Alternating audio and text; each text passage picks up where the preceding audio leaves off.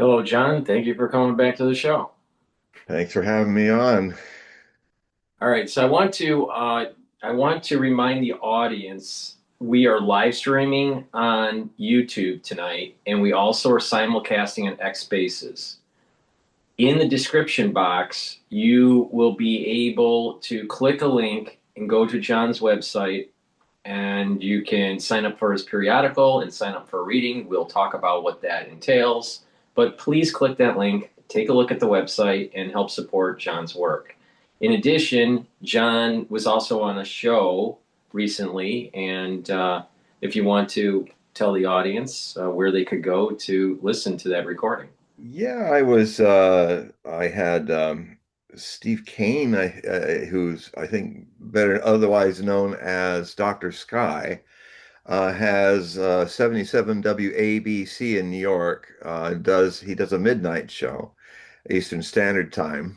Great for me because I'm on Pacific time, so it's not really that late for me. So it was a 2 hour show, and it was pretty good.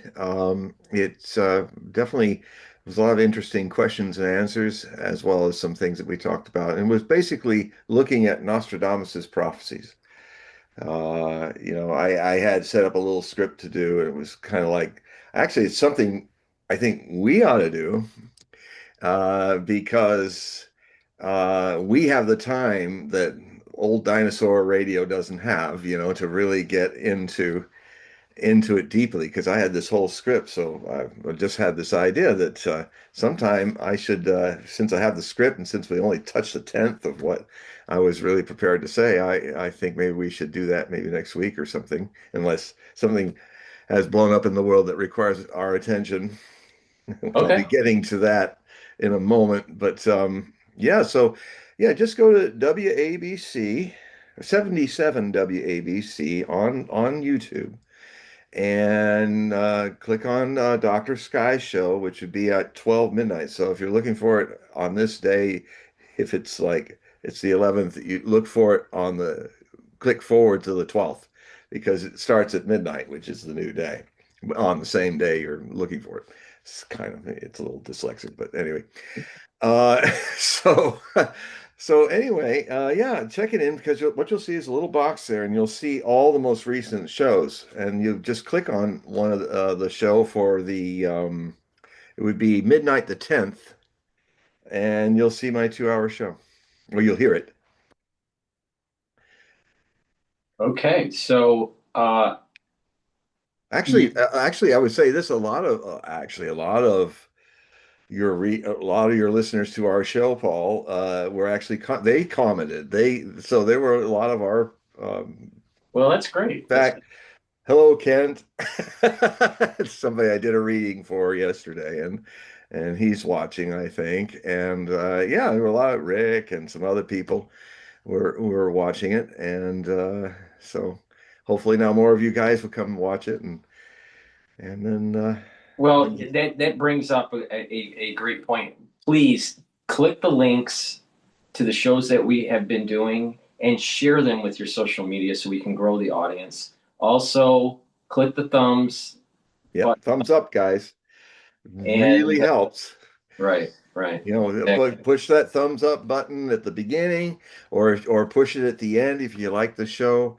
It is a very simple thing. I finally trained myself because I'm online all the time. I'm constantly doing thumbs up to all of my sources. It really the algorithms and they start going, oh, a lot of people are watching this, and then they give it more attention, and that gives more eyeballs and ears, and ultimately it leads to me not only sharing my ideas, but being getting people reading people on my private readings, and also getting more people to get involved with my Hogue prophecy reports, which I have one coming out in a few days. It would have come out sooner, but you know, since I've been doing this in some kind of media form as far back as 1983, and then of course it really broke out when I had my first best-selling book in 1987. So in all these years, which is a lot of years, I'm 70 now, all these years, I have never seen a year open like 2026 did. In 7 days, it had as many history-changing courses that you usually have in a year, all in 7 days. Yeah, I've never seen, I mean, 2020 really exploded on the scene, but not like this. So when the Roaring 2020s began, literally 3 days in, that's because that's when Trump decided he was going to kill the third most beloved and powerful person in Iran who was on an errand of peace. And they thought, oh, we'll get him. And they did some drone firing on him and killed him and his entourage. And when he was trying to actually pick up a communique from the Saudis, which was the steps that finally led to peace, a detente between Iran and Saudi Arabia. So something beautiful, but the American regime didn't want that. Oh no, we need chaos. Oh, all those people in the BRICS, all that global majority, why are they ruining our show by trying to kind of end all wars and get away from our US dollar, which is totally toxic, and sanctioning them? And well, how dare they want to have a world that's stable, a world where sovereign nations can buy and trade and choose to do business or do connections with anyone they want. No, no. You South Americans, don't you know that because you got the name America on your continent and Central America, that means you're ours. We gringos of the North. And so, this is I mean, what is, I mean, some basic things before I forget that are, I mean, I literally started writing this on New Year's Eve. It was things where I could see big stuff was happening, and it's 19,000 words I wrote in 1 week, 5 articles. I'm just finishing illustrating it all, but I mean, just read some of the titles of some of the articles. It begins Brace for Impact. Ukraine, by attempting an assassination of President Putin, has just gravely escalated the NATO-Ukrainian proxy war with the Russian Federation. The new year of 2026, perhaps the most pivotal year in human history, so I contend, will begin with a bang. And actually, what I've changed it. I actually brace for insights is what I actually how I started with. Like brace for impact, I said brace for insights. It's kind of insights. See, I'm already editing while I'm doing the show. Yeah. So I mean, that was huge that happened. And what it did is create a situation where the Russians said, we're going to respond. We're going to give you a demonstration. And with the demonstration, initially it looked like a few days after there was a lot of missiles that hit all the centers where all the drones and the drone factories are in Ukraine, and mostly up in Chernihiv, the northernmost province of Ukraine, where most of the 91 suicide drones launched in waves over a period of time from 11 o'clock Moscow time to 7 in the morning. And what's really creepy about it is that Trump was doing his peace negotiations with Zelensky in Miami, in Mar-a-Lago. And so Putin called in to check on how it was going. Trump said, "Look, we're in the final session, and I want to talk to you after it's done. It's probably going to take 1 or 2 hours. So stay where you are, wherever you are, at the phone, because I'm going to talk to you in a few hours." Interestingly enough, not too many minutes after that happened, the first drones started. You don't drive these drones into Russia, deep into Russia, without the CIA guiding them, or MI6, in this case, the CIA. So the question is, was was this another kind of thing that's happened last year where like Trump's saying, "Oh yeah, we got peace coming. We got the delegation coming. The Iranians are going to come and make peace." And then the next day, he kills all the delegation, and the decapitation happens. And he's on True Social talking like a mafia thug about, grousing about what a good hit that was. You know, um, it's a long story short, and I go into all the details of it. It seems that the CIA were either listening in on that, and if they were listening in long enough, they probably located where Putin was, and he wasn't in the Kremlin where he usually is, and where he's very protected. He was also very protected, but he was up in his a residence that's up near Valdai Lake outside of Novgorod. So this is way up north in Russia. It's almost same latitude as St. Petersburg in the forests and stuff. So it's very off the beaten track. But here's the thing. Um, the Russian nuclear doctrine got upgraded in 2024. And what they've done now is that any decapitation attempt on the Russian president, who is the only one who has the right to, start a launch, and or this a nuclear headquarters that has the power to launch, is considered a direct attack on the Russian Federation, requiring a full and complete retaliatory response. That means we're all dead in 72 minutes, as it's been calculated, when all the launchings go on. Our civilization's over, we're all dead, and the people who are living are wishing they were also dead, because it's not going to be an awful world. That almost happened. That almost happened in the beginning of the first week of this situation, and it's changed everything. It's the Russians now are finally getting it, that that they can't trust anything the United States or Trump does. Now, they're still going to be diplomatic. I mean, I've said again, I'll say it again, the Russians are the hope of the world. Edgar Casey's most important prophecy from 1944. It's over 80 years old. And he wasn't talking about the Bolsheviks that were fighting with the Americans, the Germans. He was talking about a Russia that would grow from their end.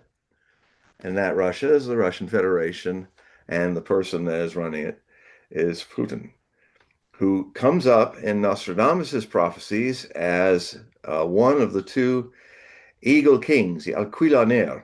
And these prophecies are a series of prophecies that talk about two great kingdoms of the north. So they're up north, Aquila. Um, it's where an allusion to a classical metaphor. This is the key to the law of Nostradamus. You must learn how to think and learn how people played with words and stuff from the 1550s. They were not, That's the high Renaissance of France. So they were very knowledgeable in using Greek plays of words like synecdocha, which it means if I say Paris, I mean France. If I say the smaller, I mean the larger. And there's like a whole few dozen other things that they did, all Greek. And the other thing is that they like to talk in classical metaphors, and it's there's this basic. Let's see, I lost my thread. Let's see. We Anyway, they like to talk in classical metaphors, and what I gathered from those metaphors is that uh, the Eagle Kings of the North are Trump and Putin. And why they call them Eagle Kings of the North? Well, what's the totem? What's the totem of the presidential seal of the Russian Federation and the United States of America? In my new Hogue Prophecy report, I have the two seals. What do they have on them? What's the animal that's on them? Both of them. One's a bald eagle for the United States. The other is a two-headed eagle for the Russian Federation.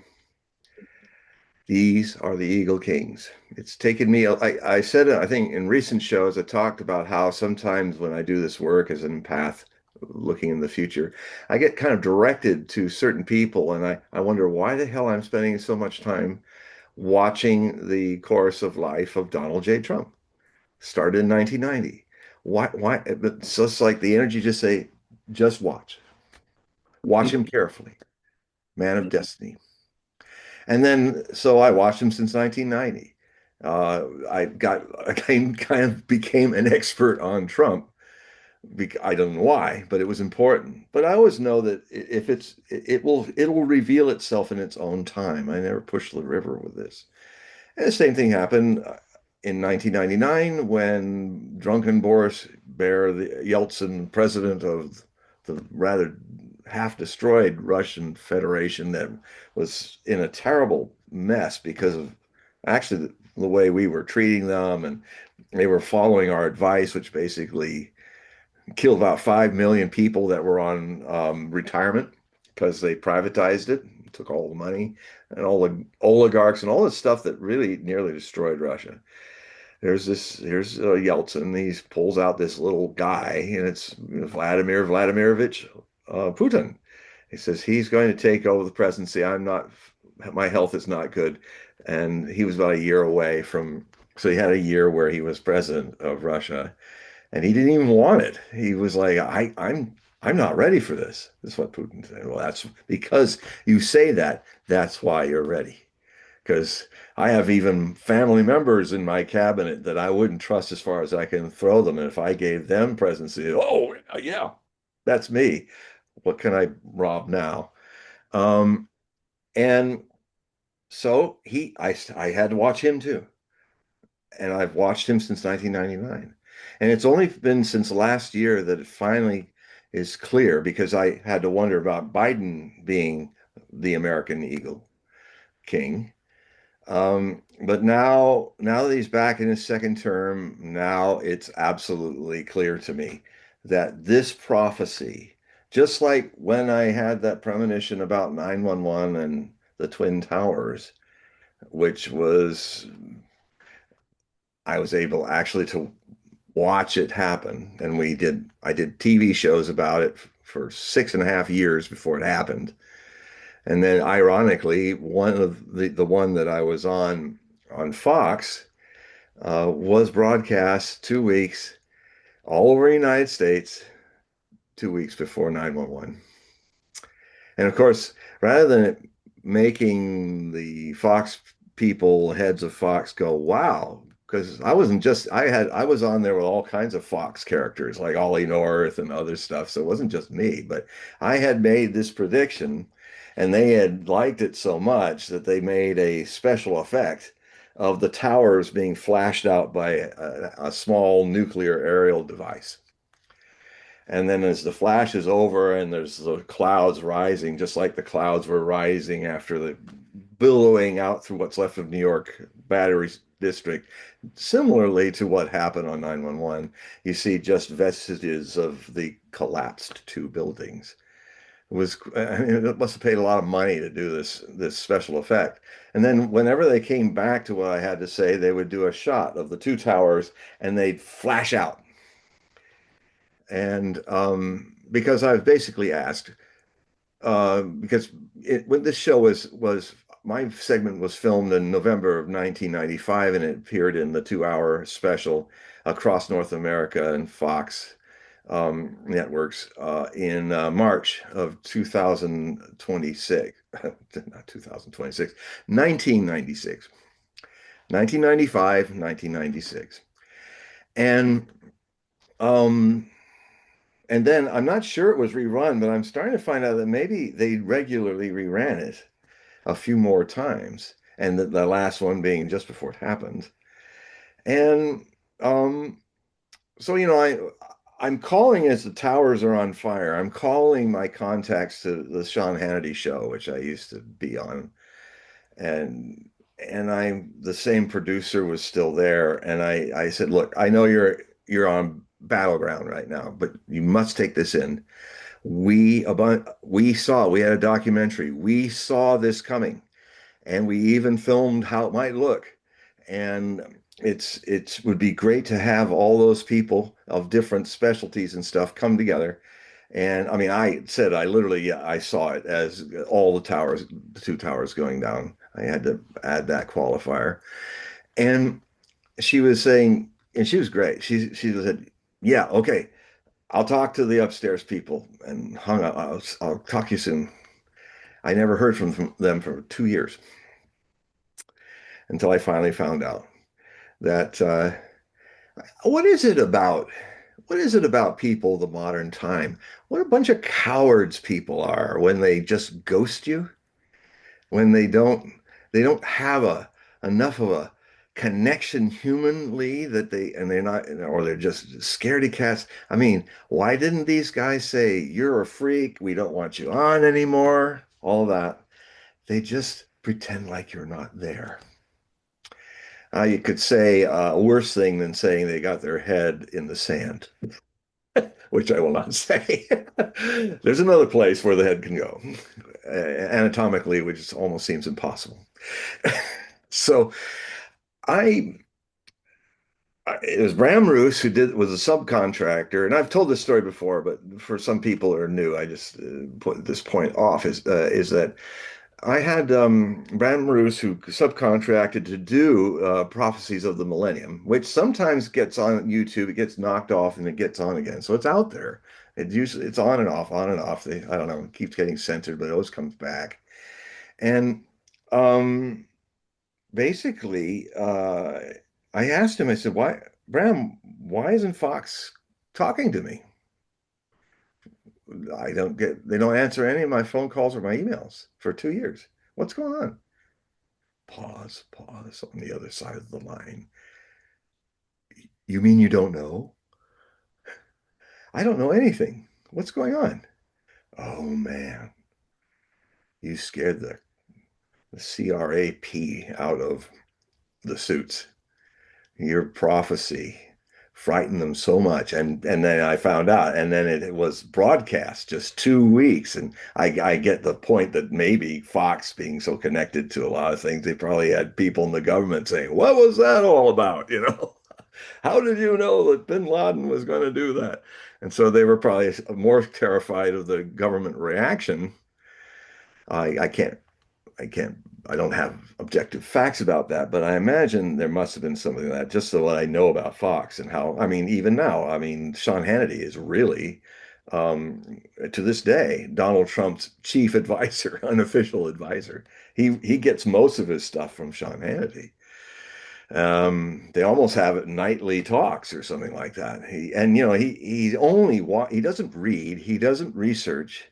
He's no John Kennedy that way.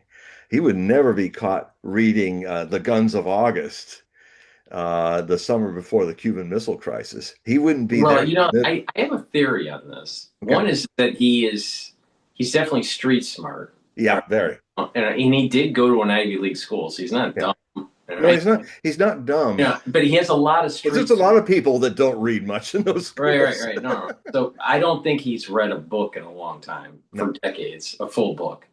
But he relies on Fox. I've never seen him with glasses. And I suspect that he has presbyopia and that because he's such a macho guy, he doesn't want to wear glasses. And so he literally can't see. He can't when I say he can't read, it's because he can't see it. Yeah, because he won't wear glasses. Yeah, I've never seen him wear glasses ever. That's a very good point. That kind of reminds me of I heard that Wagner's mistress and then his wife, second wife, Cosima, who's Cosima Liszt, she is the daughter of Franz Liszt, that was Wagner's best friend. And they were deeply in love, and she wrote these incredible day by day writings about how each day was for the 16 years that she was with him after they married. Um, and I thought, what is strange that she went blind. And then I finally found out it wasn't blind. She never wanted to wear glasses because it made her look terrible. and because And so he had she so, literally yeah, was more important than seeing. yeah. No, I think that's a big part of the reason why. So he gets his information through verbal. Everything has to be verbal. Well, and TVs because Yeah, he can and get a big visual. enough TV Yeah, that his poor eyesight can deal with it. yeah, I yeah. mean, it's weird because they won't even do it in private. I mean, if you want to, in a lot of people keep their glasses off as public people, and then they put them back on when they're not on. But this is kind of a deeper neurosis where they just will not wear them. Well, did you see the film The Apprentice? He had the show The Apprentice, Yeah, yeah. but there was a movie that was made just before the 2024 election. It came out and it's called The Apprentice, and it talks about his early beginnings when he Didn't was see that. being kind of coached by Cohen, the lawyer, Yeah, he was a big figure, really Ray Cohen. sharp character. Yeah, and it's a good movie actually. I thought it was a good movie, but it did, if it's true, it really played on the vanity of Trump. Well, his main problem, psychological problem, is he's a narcissist, a rather pathological narcissist. And yeah, over his dead body would he wear glasses, even if the United States requires that he do, so that he can read things. No, it's it's been a long, interesting time since 2015 when I looked at his chart and it ended up being a book, my one of my most accurate books of predicting what Trump potentially could do, uh, the good and the bad. And I mean, I'm quoting it after this. I start one of the articles in this new batch where I talk about Trump as, let's see, I'll read it. Um, As you're finding it, another data point to prove what I was saying is that when he was on SNL, some of the comedians on SNL were saying that he couldn't read the cue cards. wow. But I So think he honestly, doesn't I have think because farsight. He's yeah, no, short-sighted. yeah, I think he needs glasses, and he's just not willing to wear them. I don't think he owns a pair of glasses. Actually, I heard that. Now you remind me of it. Yeah, that he did but he was really good in those. That first one he did before he was elected, that's a Well, I think classic. I think deep down inside, he's actually probably a pretty funny person. Well, yeah, he has that side. He can be really entertaining. Before dementia started to grow holes like Swiss cheese in his memory, he used to be able to, he was a genius in reading the crowd. Yeah. He just could read crowds. Now he doesn't do that. I mean, he'd read the cabinet. He would now he's literally always looking down and his energy is very low. I mean, he did it one time when he was talking to Netanyahu, that famous or infamous moment of a press conference where suddenly he did something he never did before. He looked down, not looking very comfortable doing it. He's looking down and reading some notes in his hand. And this is the one where he kind of said, yeah, Gaza, we own it. America owns it. And we're gonna build something there. And it was like no energy. It was not the salesman, he said, Gaza, don't worry, don't forget about it. We're gonna fix this problem. And but it was more like, well, we're going to win. He never did that before. And then it just got worse. And by March, I went, oh no, he's got dementia. Well, It's he's definitely it's getting older. He's definitely getting older. He's not. If you look at like some 1970 clips and 1980 clips, he was really sharp oh yeah. when he But he was was being sharp asked. like that in his first term. He was and he was sharp like that in the campaign. I mean, he was but if you watch him a lot, you'll you'll notice, and I've even kind of watched some specialists on dementia and psychiatrists and stuff, and they're pointing out all the things that are, and they're even saying it's front lobal dementia that he has because he leans. over ahead of his feet. He's often, if he's standing, he's now doing that where he's leaning way over his feet. So He he's, does look shorter. yeah, He well, like yeah, he's that short. happens when you get old. I lost Yeah, about no, no, three no, no. inches. I've noticed that his posture is such that it looks like he's shorter, Yeah, well, because and he's it's hunching even over. worse when he's right next to Barron Trump Yeah, because Barron Trump is like Andre the Giant. I mean, yeah, he's he's like just too fucking seven tall. feet, you know. It's what happened to the Trump children? They all got bigger and taller and taller. You know. Well, you know, and Trump's tall. He was, I but think it was, I think he clocked in at 6'4". yeah, 6'3" or 6'4", yeah.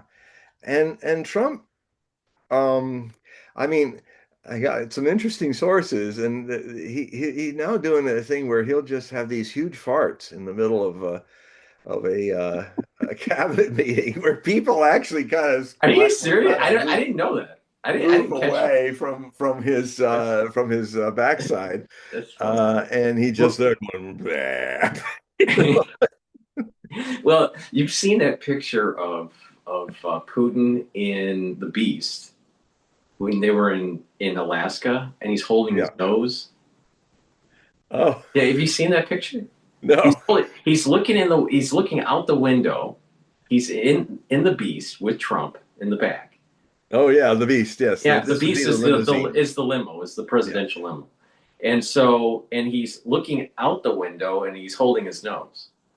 And who knows why he was doing that, but it's just Well, uh, Putin would not do that to be nasty or something. It's just not his way. But he might. It was probably because he's getting gassed out by the president of the United States. So, you know, well, I mean, I don't know if it's because he's getting older and he's, has the old man smell or, what it is, well, or no, maybe it's the dye, maybe it's that orange man dye that's doing it. no, no, no, that would have come up before if there was a smell to that stuff. I mean, but all it is a suntan thing that I even watched a documentary once where he showed how he prepared himself and combed his hair and put that stuff on.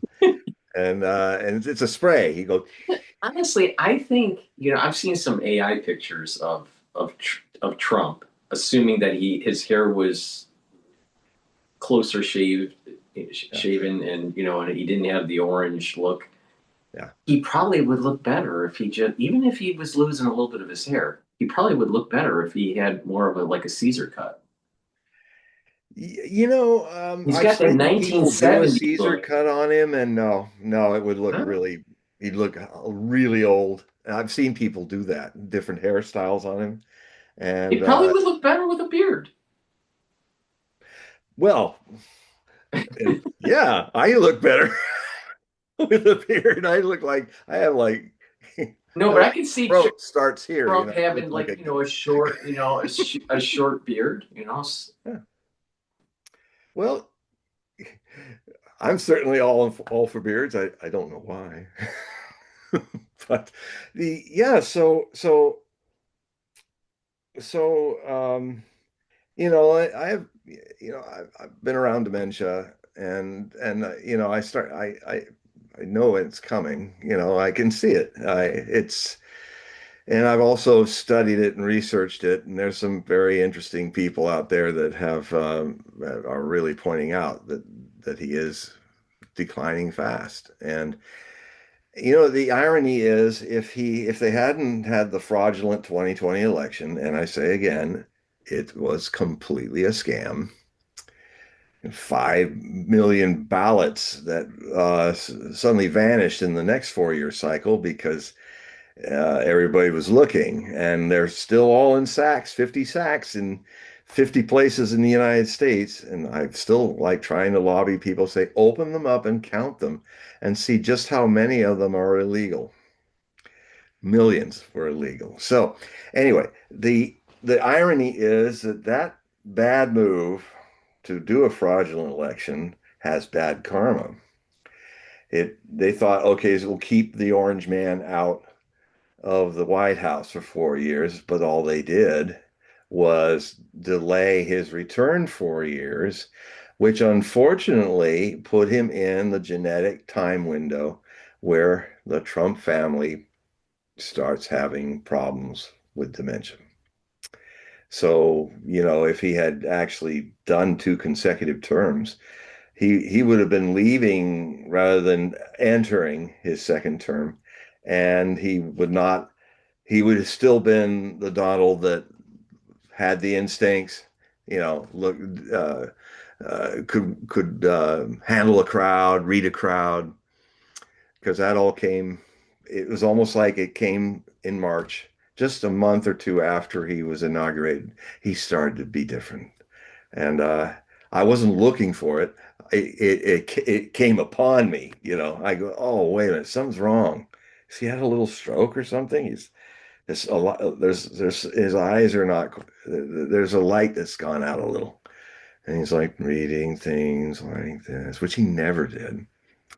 And I know a lot of people say, "Oh, it's old age," but a lot of old age, especially in this day and age, as we were talking about, with a certain, shall I not name the thing, but let us just say the cure for the big thing that happened in all over the world has actually caused more damage than the issue that was trying to be cured.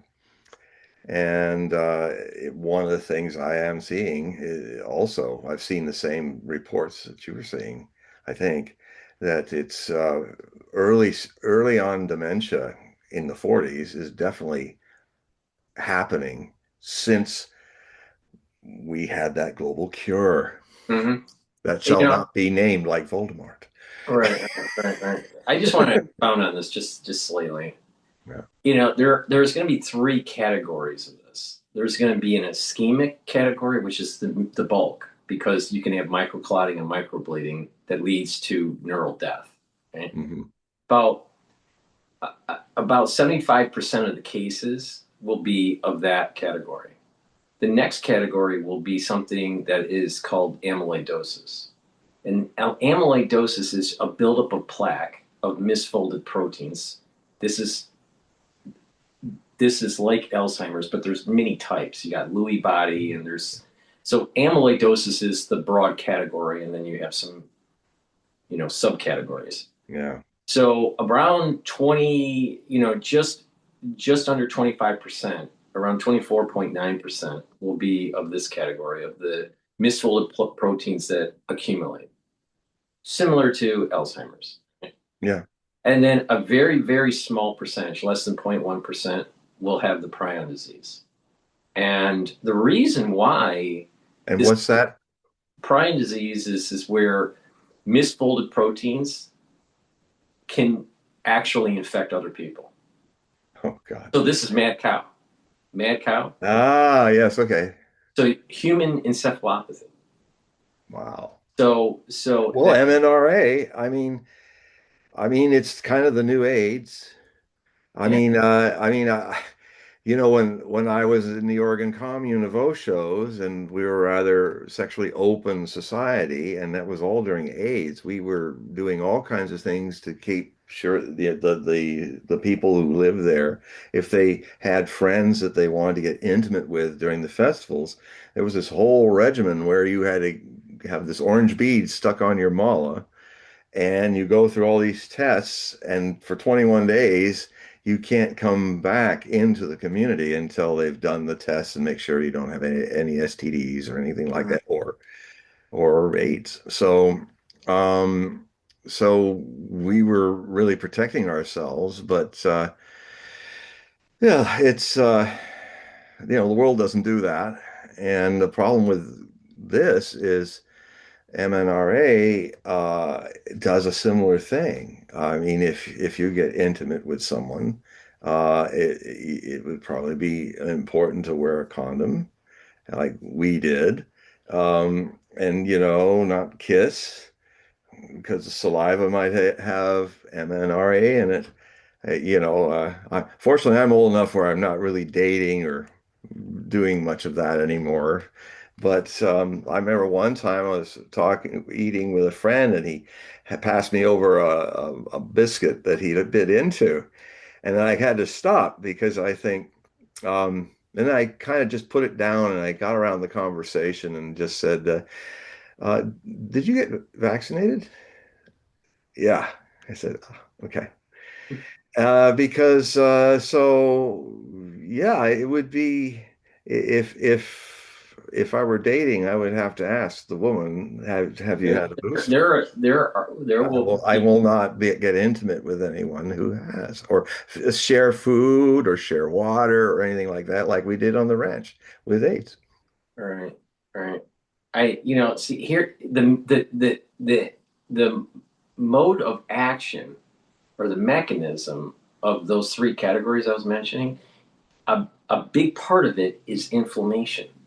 Hmm. And what's happening is people have this chronic inflammation because of the genomic integration or the high production of the proteins, the plasma that has been found in the actual vials. That's part of the manufacturing of the inoculation. So people are having this inflammation at the vascular level near the neurons. So your brain is perfused, right? But if you have leakage, if you have the microbleeding, or if you have microclotting because of inflammation, then the nutrients aren't there for the neuron, and the neuron will die. So that's why the bulk of the cases will be a slow. This is what you're seeing. This is a slow neural death that will lead to forgetting, and then eventually, cognitive dysfunction, movement issues, gait issues. Wow. But this chronic inflammation with other individuals, what happens is that there's a enzyme within our cells that will allow for the cell to break up misfolded proteins. We make lots of proteins, but sometimes, for whatever reason, it misfolds, and the body has a mechanism to get rid of them. Hmm. But when those enzymes aren't working properly, it can't clear the misfolded proteins, and those misfolded proteins have a certain shape that likes to stick to other proteins that are misfolded. The plaque, what they call the Right. plaque. This Yeah. will build up a plaque. Hmm. And so the thicker the plaque, the more layers of the plaque, the harder it is for the proteolytic enzymes to break up the misfolded proteins. And eventually it reaches a crescendo, and you you have neural death. So so people aren't realizing that this inflammation is leading to so many people that are having this cognitive dysfunction. I'll tell you, And early in their yes, 40s. yes, I it's mean, this plaque issue before you talked about yes. the other thing that shall not be named, um, and the cure for it, that I've also in all my watching things and studying and looking at the world, I have seen all this stuff coming up about all this plaque that people are getting in their brains. Some people, like the brain surgeon, who was the main in Trump's first term. He's the brain Oh, surgeon that Ben, Ben, yeah, yeah, Carson. Ben Carson. I mean, he's been trying to put together a study to find, are there places, because his mother was his pillar of strength, kind of really close to her, and she went down with Alzheimer's, and so he's been quietly trying to find, okay, we're seeing a lot of plastic in people's brains. And Yep. is there a way, Yeah. yeah, is there a way, because we're the plastic society, and he's wondering if that seems to increase the problem of the, Well, that's interesting because if you think about the lipid nanoparticle, yeah, that right, that is a polymer. It's called PEG 2000, but to make it, it's really a polymer. Well, I would put it in the category of a nanoplastic. well, Ben Carson's quite a genius, and he Right. that got me going. I started to think. about that. And then Yeah, there was a research study that came out, and that they took biopsies of individuals, different tissues, right? That individuals that passed away. yeah, So, and they took tissue samples, and analyzed, and they found that there was a correlation, a high correlation of micro and nanoplastic higher concentrations in the brain with individuals that had dementia before they passed away. But nanoplastics are also accumulating in the heart, yeah, in the it's kidney, all over the body, yeah, in the liver, But right? the difficulty, I watched Carson talk about all this because what he did is he sent out doctors around the world to find in the records of different peoples if there was a group of people that had very little dementia happening. So he was thinking, well, maybe it's diet, maybe things like that. So what he came to understand is there's this blue flower in the Himalaya foothills in Nepal, and there was this valley where people they put it in a tea, which is made of the honey that the little Nepalese guy has to climb up the tree and use a certain kind of satyr honey or something like that. And then they used to have a honey tea that they made there, and everybody drank it all the time with a little this bluish yellow kind of tea. And it shows, and it's just this. He's trying to find it in other honeys, wild honeys, but it's just in this area, so there's not a lot of it. And so he's created pills to and it was the hardest thing he had to do was find a way to get uh, something to digest that's sitting in the brain.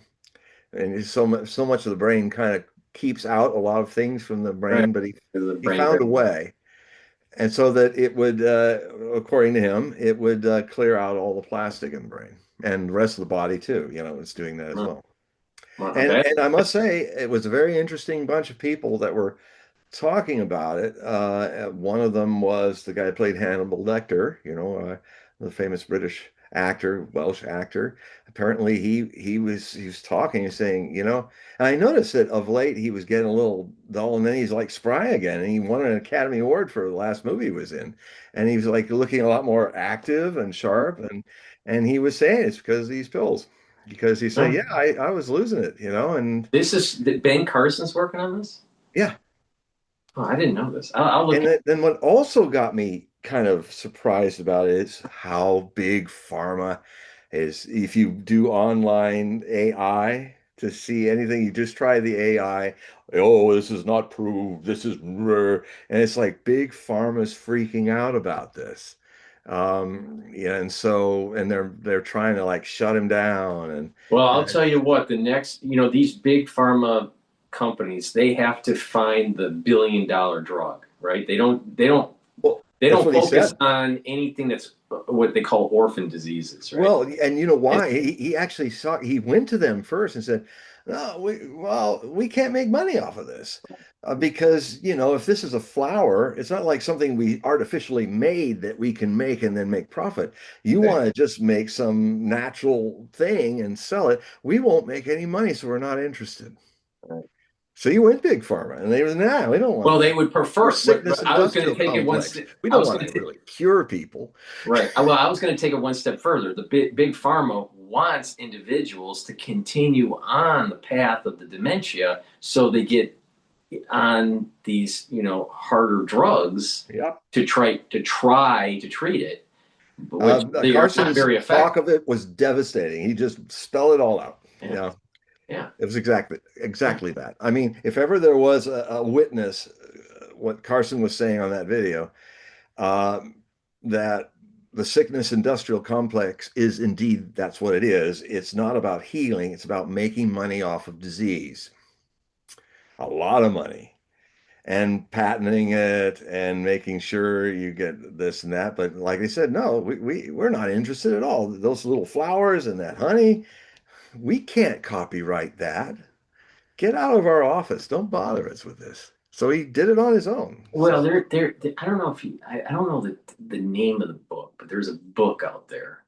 Supposedly it was buried. Now, I think this is a Jewish folklore, but it may be a medieval folklore, right? But but there's a book that was buried, and supposedly it had remedies for all the ailments of the human body. But it was so powerful that it was buried, and no one knows where it's buried. All right. Mm. Okay, so let's just, so that's Yeah. just folklore. But getting to the science of this, humans, all creatures, evolved in an environment. And so there are things in the environment for the ecosystem to work that if you know the right way to manipulate it, making a tea with this, or mixing it with an herb of this or whatever. But if you understood this fine balance, you will probably be able to mitigate many diseases, maybe even cure them. Yeah. And you can almost see this when you look at the microenvironment of bacteria and fungi and how they coexist. If you look at like the actual network within a forest in just, let's say, 50 feet, square feet, all right, in a forest, Mm.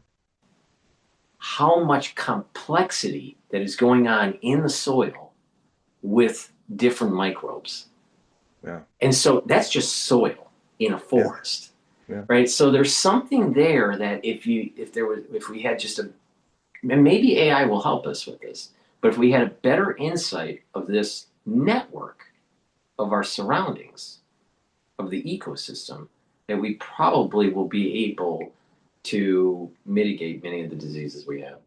Well, and then also, as I've said before, from all this last 5 months of using AI to a level I had never used before, but applying my 52 years of study on Nostradamus and his language and all of that, I discovered that AI is a marvelous servant if you don't seek AI to educate you about what's really going on. If you come to AI already educated, otherwise, AI is also like a tricky little demon. All those algorithms are constantly, you get something going, then suddenly it says, well, why don't you try? Yeah, I know this is working well, but why don't you do it this way? And it's like, because it's programmed to keep you going, going, going.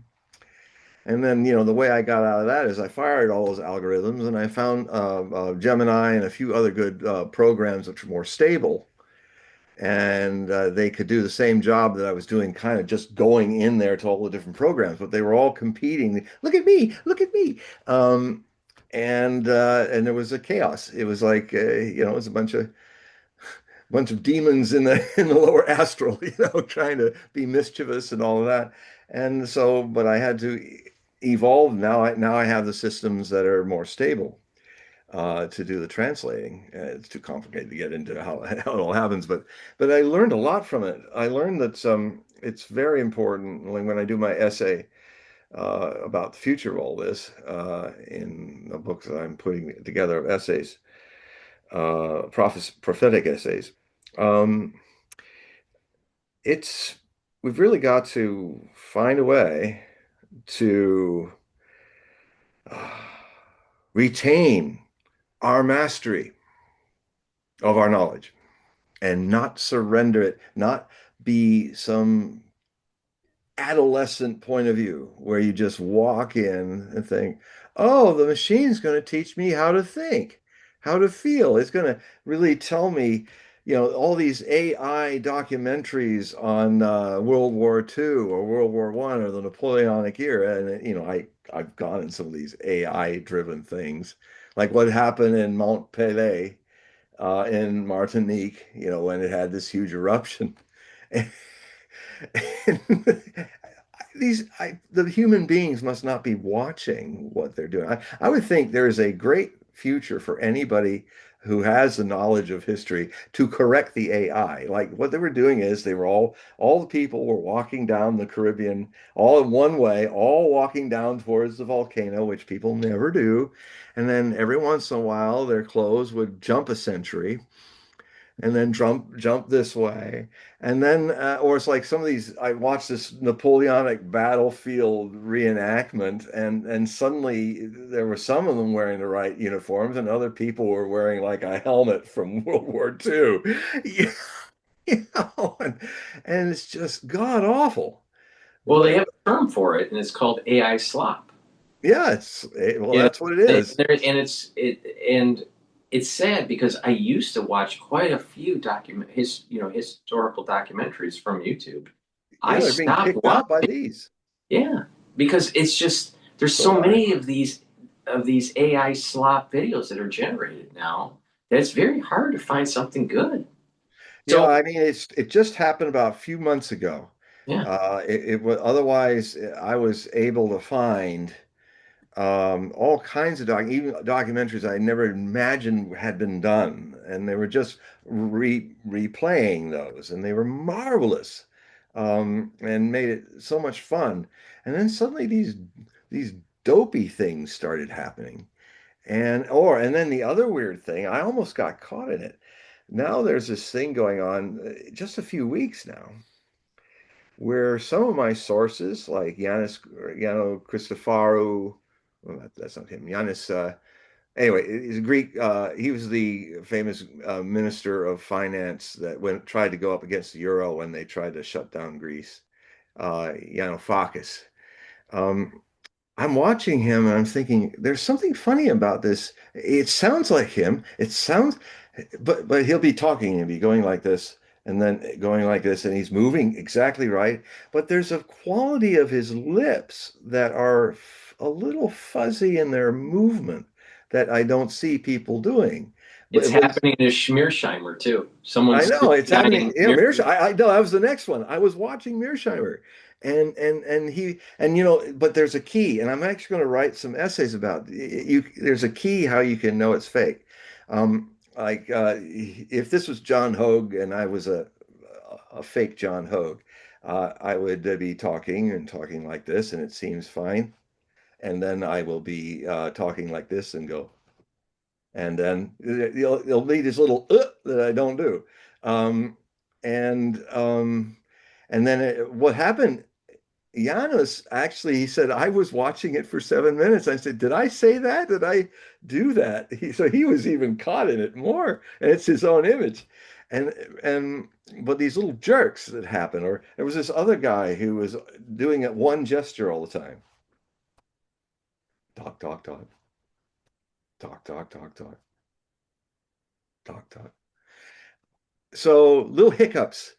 And also the quality of the shutter speed of the lips is just too like, right. and that's another tell. And the other thing is, if you watch such people all the time, you know there's something wrong. I mean, at first I said, what? I even put a couple of them down in some notes. I was going to look at them Well, further, the AI but is I also was like, wait a minute, I'm capturing. not sure I really was, that was John Mearsheimer. Well, what I noticed is that if you watch someone long enough, you'll notice that they have certain pauses or the way That's they what do I'm their talking about. sentence structure. And Yeah, the way they speak, it's just there's a little bit of a pause between certain yeah, words or the way they pronounce the word or whatever. yeah, And it's when you see these AI generated versions, they're just too perfect. yeah. There's not, Too there's, clean. yeah, too clean. Yeah, yeah. Or they'll do some little jerk or something like that, or they'll then try Or to say sometimes this they and repeat. do this They'll and go do- on, If you'll and then notice, sometimes they'll go into like almost like a logical do loop, and yeah, they it's a do repeat loop. a sentence. Or Yeah, they will, and then they'll go and then they hope you don't notice that he's well, doing what's exactly that. weird? But what's weird about these types of videos, and I think they're doing it on purpose, but maybe they're not. It almost puts you in like an alpha wave, and it's Yeah, like it's it like hypnotic. It sucks is you quite in like hypnotic. it's strange.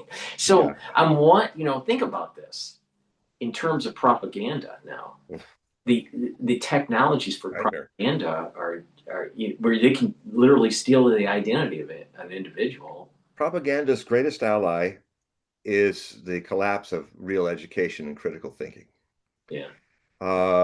It's actually made with these technologies. these mischief makers. God, if Goebbels were alive today, saying, why didn't I get incarnated in this time? Now I can really manipulate people with my propaganda, you know, because, and I saw it, I saw it happening slowly after the mid 1970s that some folks in power realized what a bad thing it was that the United States had civics classes, and that kids in my day when we were growing up in high school and stuff, we knew our rights. And so many of them went on the streets to protest and say, look, the Constitution says you got to declare war. So you can't draft me. I can burn this draft card because Congress has not allowed the president to do the proper procedure. He did that Gulf of Tonkin thing, which was not in the Constitution. Somebody should have said, no, we have to have a formal declaration of war on Vietnam. That's how we do it. But we haven't done that since Roosevelt, on the 8th of December, 1941, convened both houses of Congress to ask for a declaration of war from the U.S. Congress against the Empire of Japan. And then Hitler, his most stupid move of many stupid moves, the day later declares war on the United States, which he didn't have to do. Wasn't even in the tripartite treaty. Japan chose to go to war with the United States. It was not attacked by the United States, and he could have just said, "Well, good luck with that, Imperial Japan.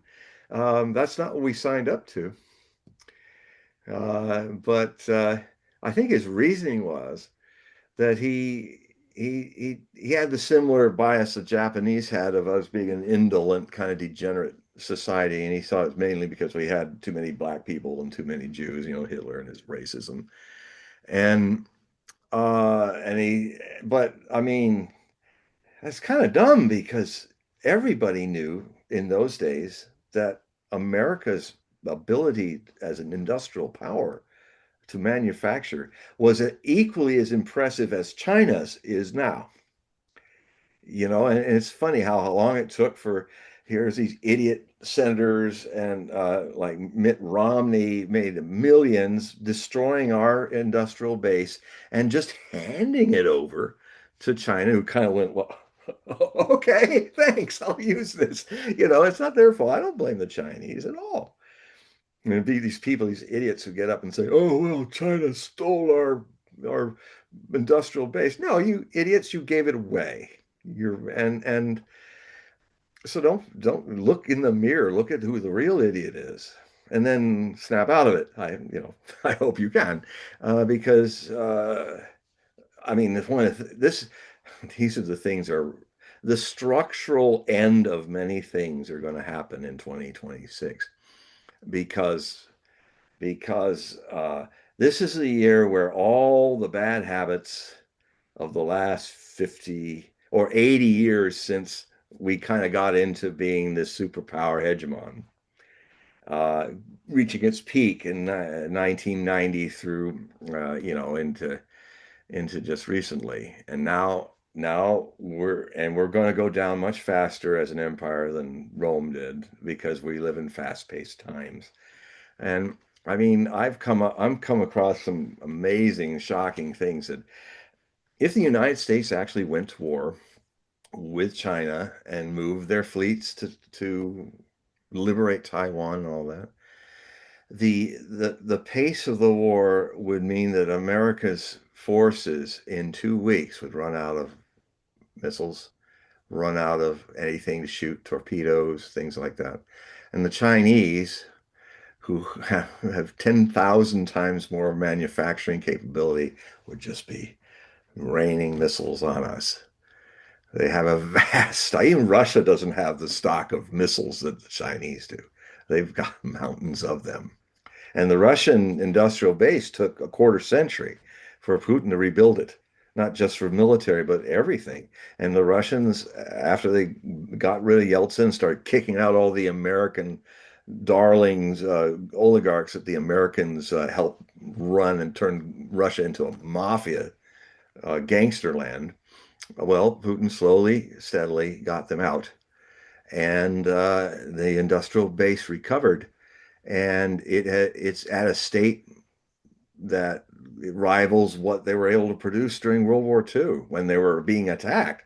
When, European Russia was conquered by the Germans and they moved 600 factories under fire over the Ural Mountains and set them up in central Siberia, which has now become this incredible hub of industry. And Chelyabinsk and Katerinburg and Perm and all these places have vast, vast industrial might that's and we've lost it. We can't, we don't, I don't think we're one of the top three military powers at all.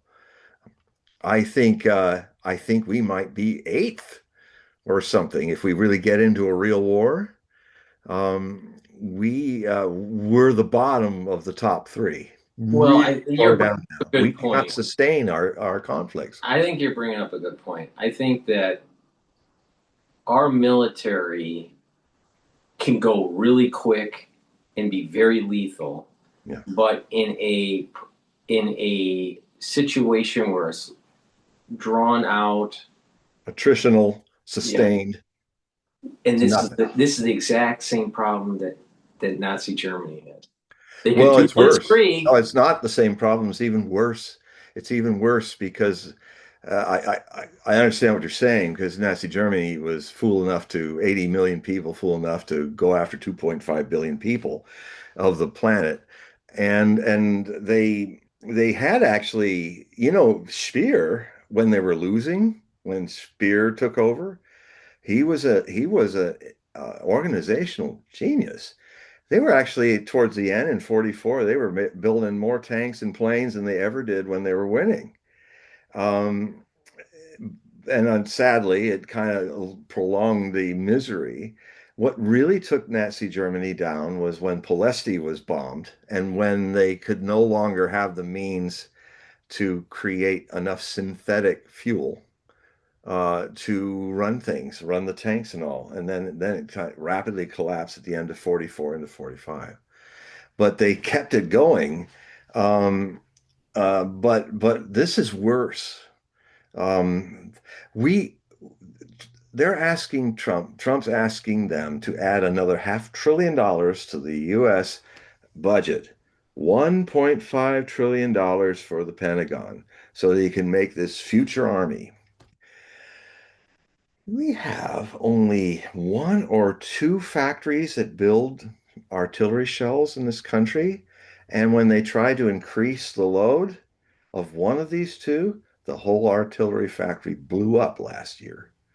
So we just have one. I mean, uh, the numbers, I think the numbers of Europe, they can make all the NATO countries together make only 14,000 shells a month.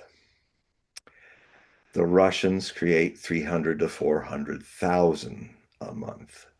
I mean, these are the same numbers that Yamamoto was trying to explain to the Japanese government. He says, we got to win this fast. We can't be in a sustained attritional war because I've been to America. We only make 120,000 cars. They make 5 million. We can't. It is production that will bring the winner. And, there were some people who saw that, but, a lot of them went down. And the main problem with Germany was that Hitler knew it. If I ever do my Prophecies of Adolf Hitler book, I have the transcripts of what he said at the Berchtesgaden and the Berghof with all the top generals a few weeks before he launched the invasion of Poland. I was kind of shocked to see to what length he was well aware of what was at stake. He wasn't like, oh, we'll win it in a few weeks and everything's fine. No, he said, if we do not win this war quickly, if we not do it fast and get ourselves bogged down in an attritional war with all these other people because they're bigger than us, they're more material, we have to shock and surprise them all. So we have to fight with fanatical National Socialist views, and we have to fight fast. Otherwise, this country will be utterly destroyed, and all of us in this room will be dead. So I was shocked to see that makes him even more horrible in a way that he had a sense of what was at stake, and he had a sense that he'd end up like he did in the bunker before he started it. And so the whole thing was based on blitzkrieg, rapid war. It only will last so long because after it'll take 2 or 3 years for everybody to get that. I mean, Hitler was winning because he was breaking all the rules of military activity.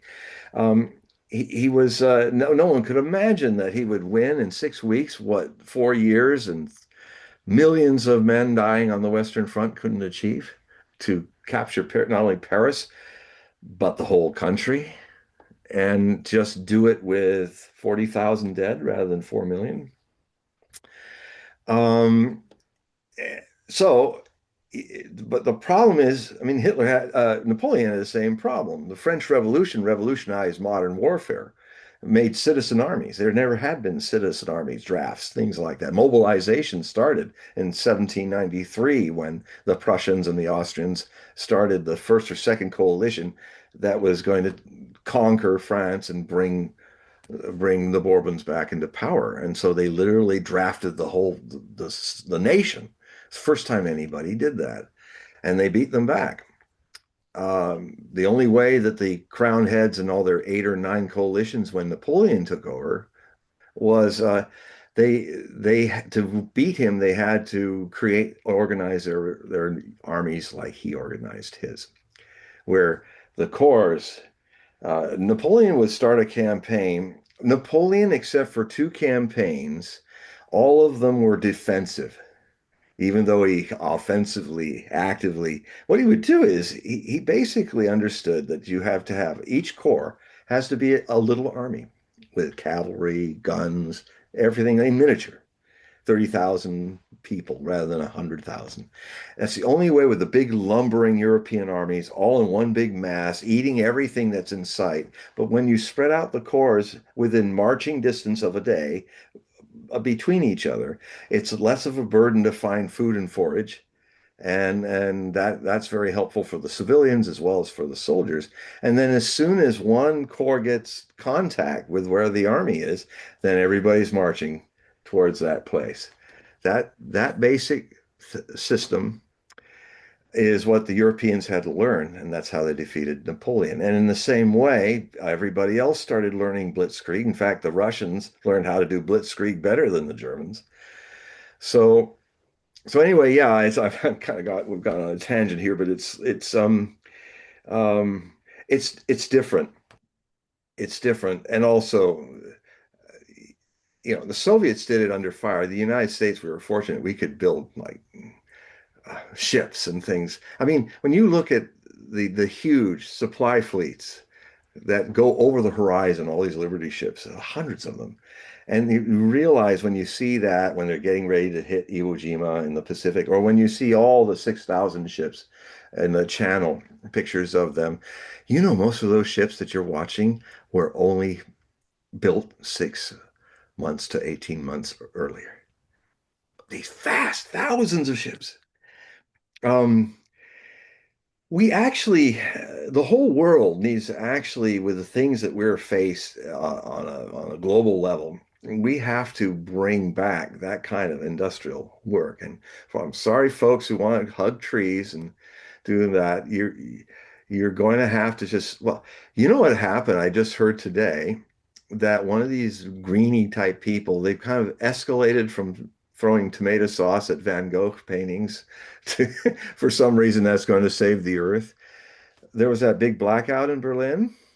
Some green activist sabotaged the electric system and knocked out 150,000 homes because it was making electricity out of coal. These are not the people who are going to fix things. They're just idiots. So, but we're going to need to pool together the human race to produce and innovate and see some of these things as long-term struggles for our survival. And unfortunately, in the climate's case, it's only in about 20 years we'll be doing that because we can't escape. the reality. It will be too hard to deny. It's already starting. I've often said, is my main argument to crowds of people, I said, my response to the green fools and the people that deny it's there is your life in the next 10 years.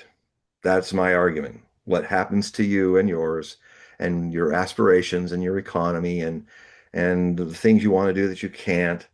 The days outside to work if you're in the tropics that you can't because it's just getting too hot and humid.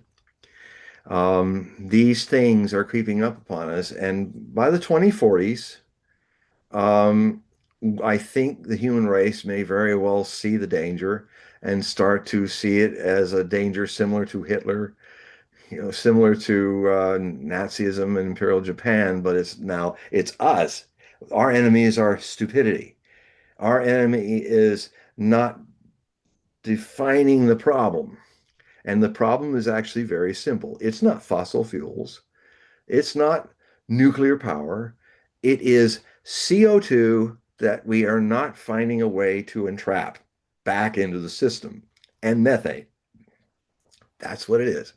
So you don't have to destroy your nuclear power plants. You just have to stop making them in a way that are making them too big and egoistic, and they can melt down and cause China syndrome because you're using uranium, which has to be cooled. So you have to put them in water areas where all the people are living because we all need the water source. And you make them too big and operatic when they can actually be mass produced, these reactors, and smaller. And you will not need to put them into water to cool them off because if the water disappears, you have a meltdown. You create reactors that don't melt down. You create reactors that just needs just a little bit of waste uranium or plutonium to trigger in rock salt an atomic or nuclear reaction. You make basically thorium reactors. The Chinese are making them. They're like us in the 1950s. They're having their 1950s moment, like where like Americans we're figuring things out and we're making things happen. You want to see the way it was when I was born. That's what America was like. I've lived long enough to see America as peace, a can do, get stuff done, innovate, optimistic, jump in, find a solution, and it's fun. Chinese are in that now. Probably in another 20, 30 years, 40 years or 80 years, they'll be struggling like we are in our midlife crisis of being a you see, there's a cycle, a very interesting cycle that happens with the orbit of Pluto, and we've just passed through it and are redefining it again in a new orbit of Pluto, especially when it starts around the time when Pluto's in Capricorn, and that's ended. Now it's in Aquarius, where we move from theory of revolution into practice, which is now happening from now through 2044, when Pluto will be in Aquarius. And just like way back 248 years, 250 years before, when it left in 1777, that's when we did most of the work to fight and build the Constitution and win the War of Independence. It's action. Theory went, writing the Declaration of Independence was theory. We were throwing our ideas out, great ideas. But the work to make them happen started the following year when Pluto moved into Aquarius. What also happened at that time is you had the birth of the middle class. Now what we have, so we are part of that. It was 13 colonies. That was a middle class. Britain had a middle class. France had a middle class. And it was localized, though. It took a long time for it to expand from there. But so we were part of that, this new phenomenon of a middle class. And the aristocracies loved it because they made money and worked hard. And the aristocracies would think they could just keep squeezing it and squeezing it and build the Versailles Palace and all of that with the kind of wealth that we were creating until the middle class said, hey, you're not doing anything but sitting on your big ass and on a throne somewhere. You know, no, when the French Revolution said, no, we are now the ruling class. You guys are just constitutional monarchs. And a few years later, they were decapitated. And so, it moves like that. So what happens now after, let's just round it off at 250 years? What we have now in the Pluto return back to the same Aquarian transit after it went all through the zodiac, all 12 signs, is that now it's gone global. Now there's middle classes all over the world, all over the South, all over in China. What's happening is there's a level of every 5 years, a population the size of the United States comes out of poverty and starts being middle class. Now, it has a lot of good things about it. It's more creative, more industrious.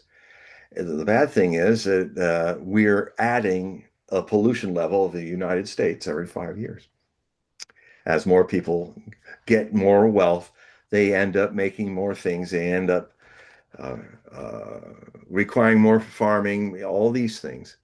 And of course, we're doing that at the same time that the climate is changing and we're in a sixth mass extinction. There's a lot of dying off going off in the species right now because of the way the climate's changing. And, it doesn't get a lot of news, but it's there.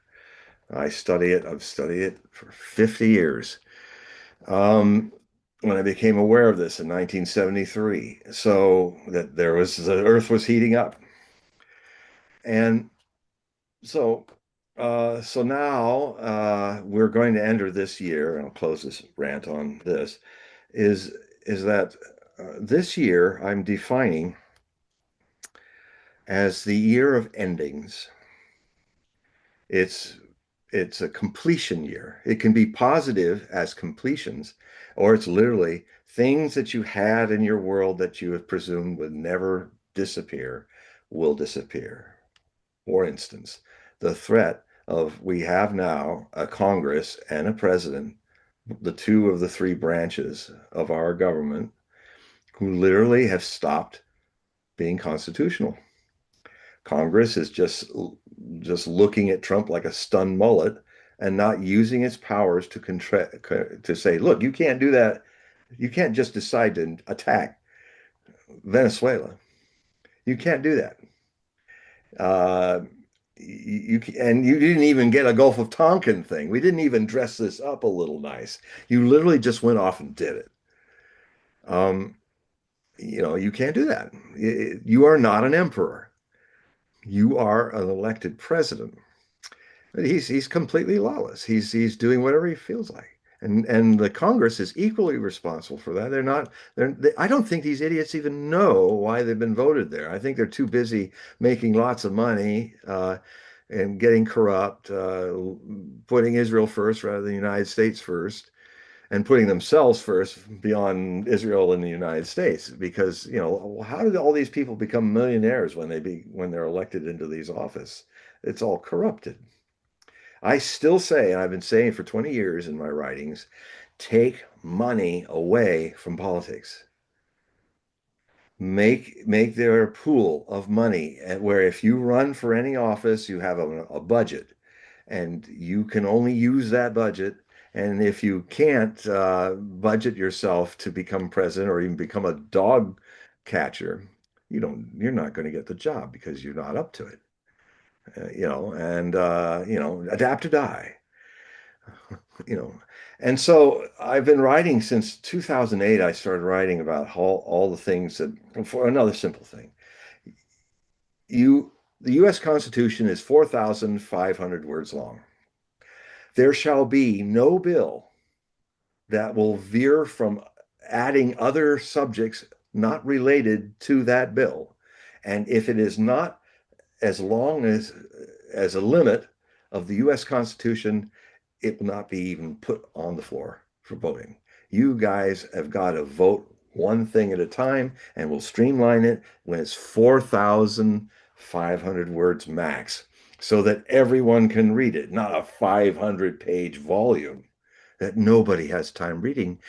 That means that these bureaucrats actually write whatever they want to in these, because frankly, no one, a human being, 400 people in Congress, 100 in the Senate, don't have time to sit down and read that Vogonic bureaucratic bunk. The way they write puts you to sleep. That's the other thing. Be concise in your words or you lose the job. No more bureaucraties. Clear, plain, Nietzscheanly aphoristic, maximistic. Bam, say what you got to say. Don't, you know, it's like if you want to talk about how chaos gives birth to things, don't write 500 pages about it. Be like Nietzsche and says, out of chaos, dancing stars are born. Boom, there. Next sentence. Boom, concise, clear. Only people who know how to write should write bills. If we could write the U.S. Declaration of Independence, if we could struggle and forge to write the Constitution, this, so little things like that. The other thing too is you got to get the money out of it. No money. Only people who want to serve their country can, certainly they will have a job, they will have a salary, but none of this stuff where, oh, okay, if I get this bill here and I get these guys their bill, I'll get this nice job afterwards. None of that. If you are a public servant and elected, uh, you're not going to use that as a jumping point to some military industrial complex firm or Grumman or something like that. No, if you serve 10-year, there's a 10-year moratorium. You can't work for the people that you had to go back and forth with as a senator or a congressman. The other thing that would be nice to change is it was understandable that we could have a Supreme Court that ruled for life because most people were dead by 55 when that was happening, but not a good thing now. So I would say that the Supreme Court also goes through a period like you have 6 years for the Senate, 4 years for the House. Well, 2 years, sorry, 2 years for the House, 4 years for the president. And I would not have term limits. We, the people, decide the term limit of everyone. Every 4 years for the president, every 2 years for the Congress, every 6 years for the Senate. And there are certain things, and the Russians are showing this. You know the reason why Vladimir Putin's been there over a quarter century? Because how the heck could he have just a 4 year Russian president, 5 year? How the heck could he fix the problems of Russia that had happened to him? Sometimes you need somebody there for 25, 30 years because it's generational change. And he's going to end up probably in another term. So he'll be like 35 for years or something in as president. And it's the only way they pulled Russia out of the dump. We're in a dump now. It's our turn to get out of the dump of ruined empire, and return to being a republic, a constitutional republic. Res publica means a system of laws. What we have now, and that's one of the things that changed in this first week, we have a dictatorship. The United States is not the United States without the Constitution. So the fact that everybody's now making it up as they go along and using power as they can get away with it is not, this is not America anymore. It's a dictatorship because dictators do that. Roman emperors do that. And which brings me to I'll finish with the thing I wrote back in 2015, opening one of my chapters, chapter 9 of Trump for President, Astrological Predictions. On chapter 9, called The Emperor's New Pose, I wrote, Donald Trump, Donald Trump would make a better emperor than a president. He has many of the traits of a good emperor. Successful empires are essentially built by accomplished real estate conquerors. Emperors of state, like real estate developers of the Empire State, New York, love to put their names on edifices. St. Petersburg is really Tsar Petersburg, his city. Just like Trump's towers of egoistic grandeur rising out of the forest of skyscrapers on Manhattan Island are branded with his last name with all the brass he can muster. You know, so he's gone back to Roman dictator. I mean, some of my sources think he's Caligula. I think he's more Nero. I think Scott Ritter calls him President Caligula now. I think I have to push back a bit. No, he's more like Nero. You know, I won't get into why. There's a lot more weird stuff. And Nero basically had a fever when he was a teenager, and it made him mad.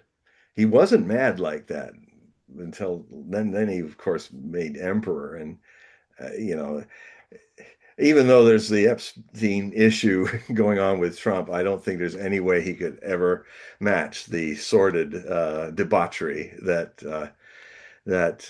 Caligula could. In fact, at one moment of his madness, he was made lovers with his sister, and then he thought he was Jupiter, so he started dressing up as Jupiter.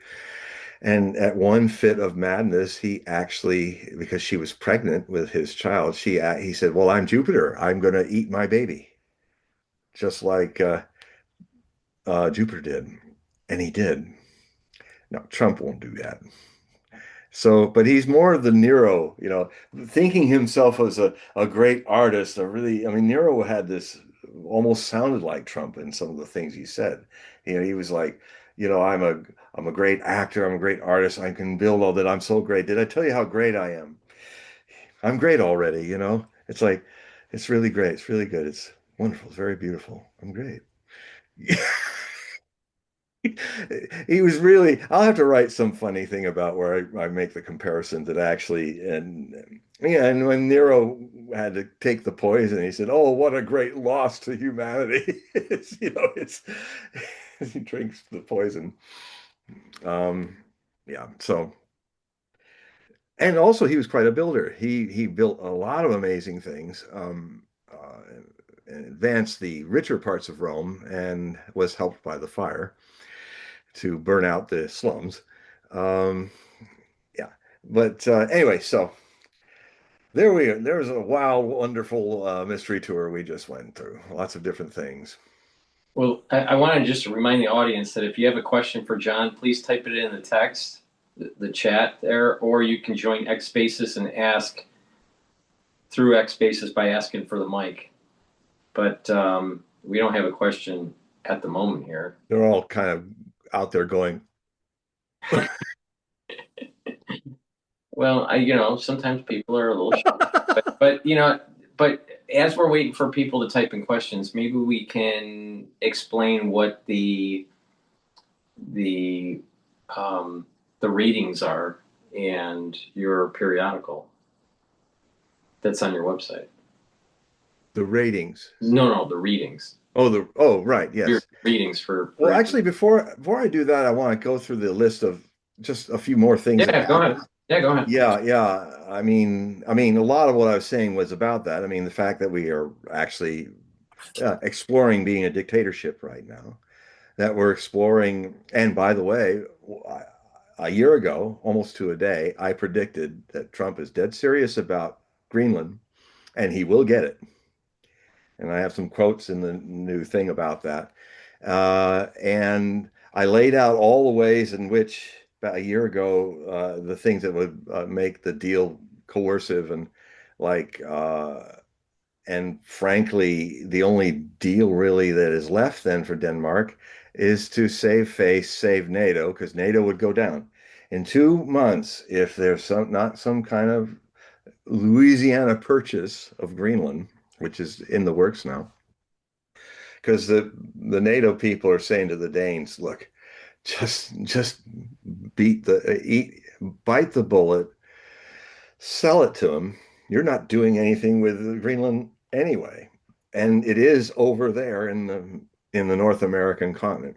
They do have a kind of point, and he's doing his kind of threats that he usually does, but I think he's always hoped that the threats, the invasion, all that stuff would get them to, because of course so he's come up. He said, "Look, we'll buy it, but we determine the price." It's up to you to say yes or no. And if you say no, we'll take it.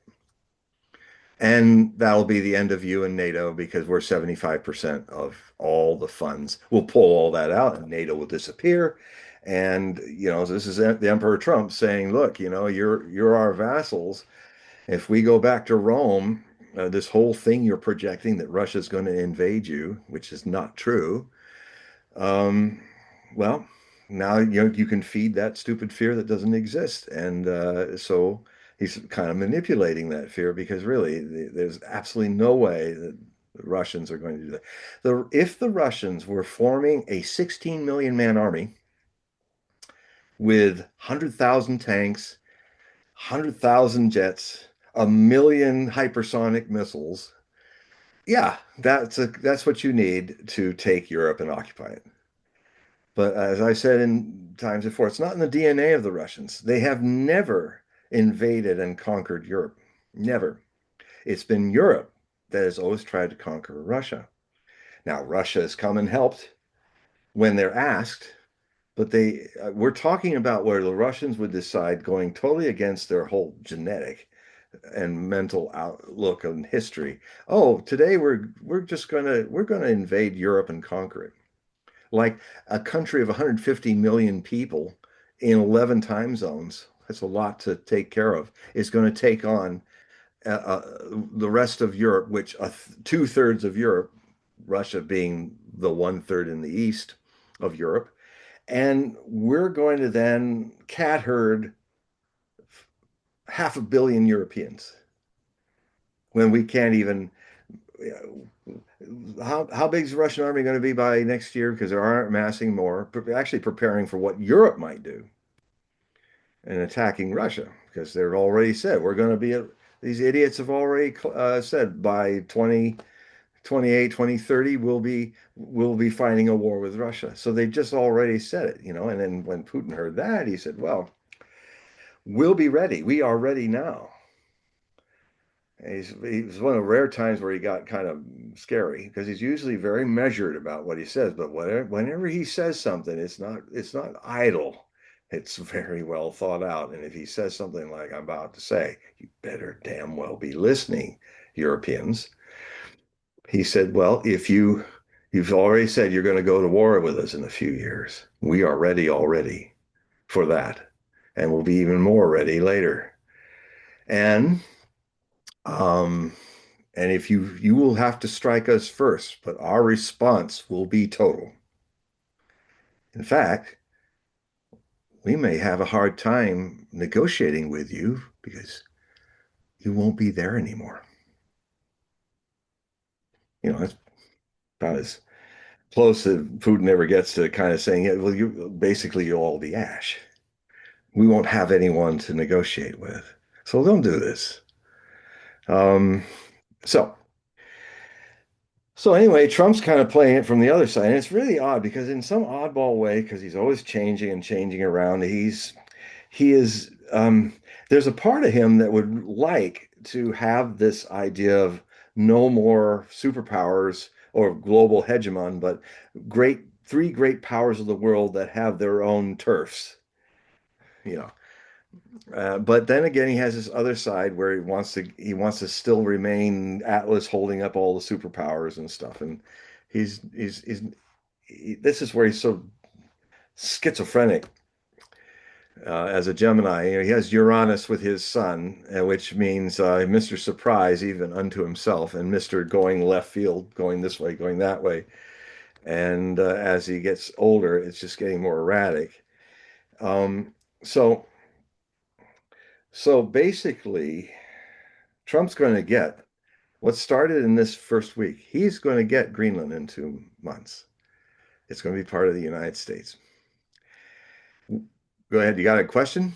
Yeah, it dovetails into what you're talking about with Okay. Greenland, but it's more focused on Canada. So Kent asks, Okay. Oh, yeah, I was about to get there. Perfect timing. all right, so Kent asks, what's going to happen to Canada?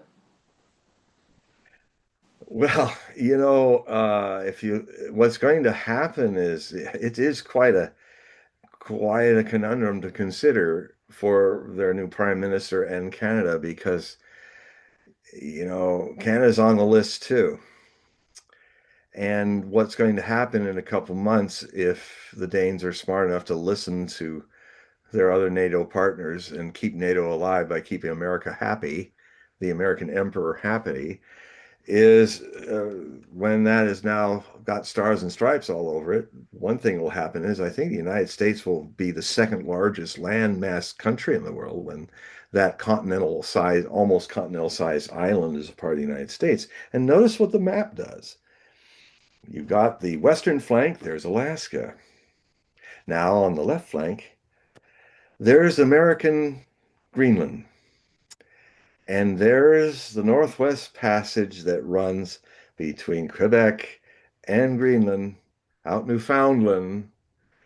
So America will be controlling this side of the Polar Sea. And that will be leverage on Canada.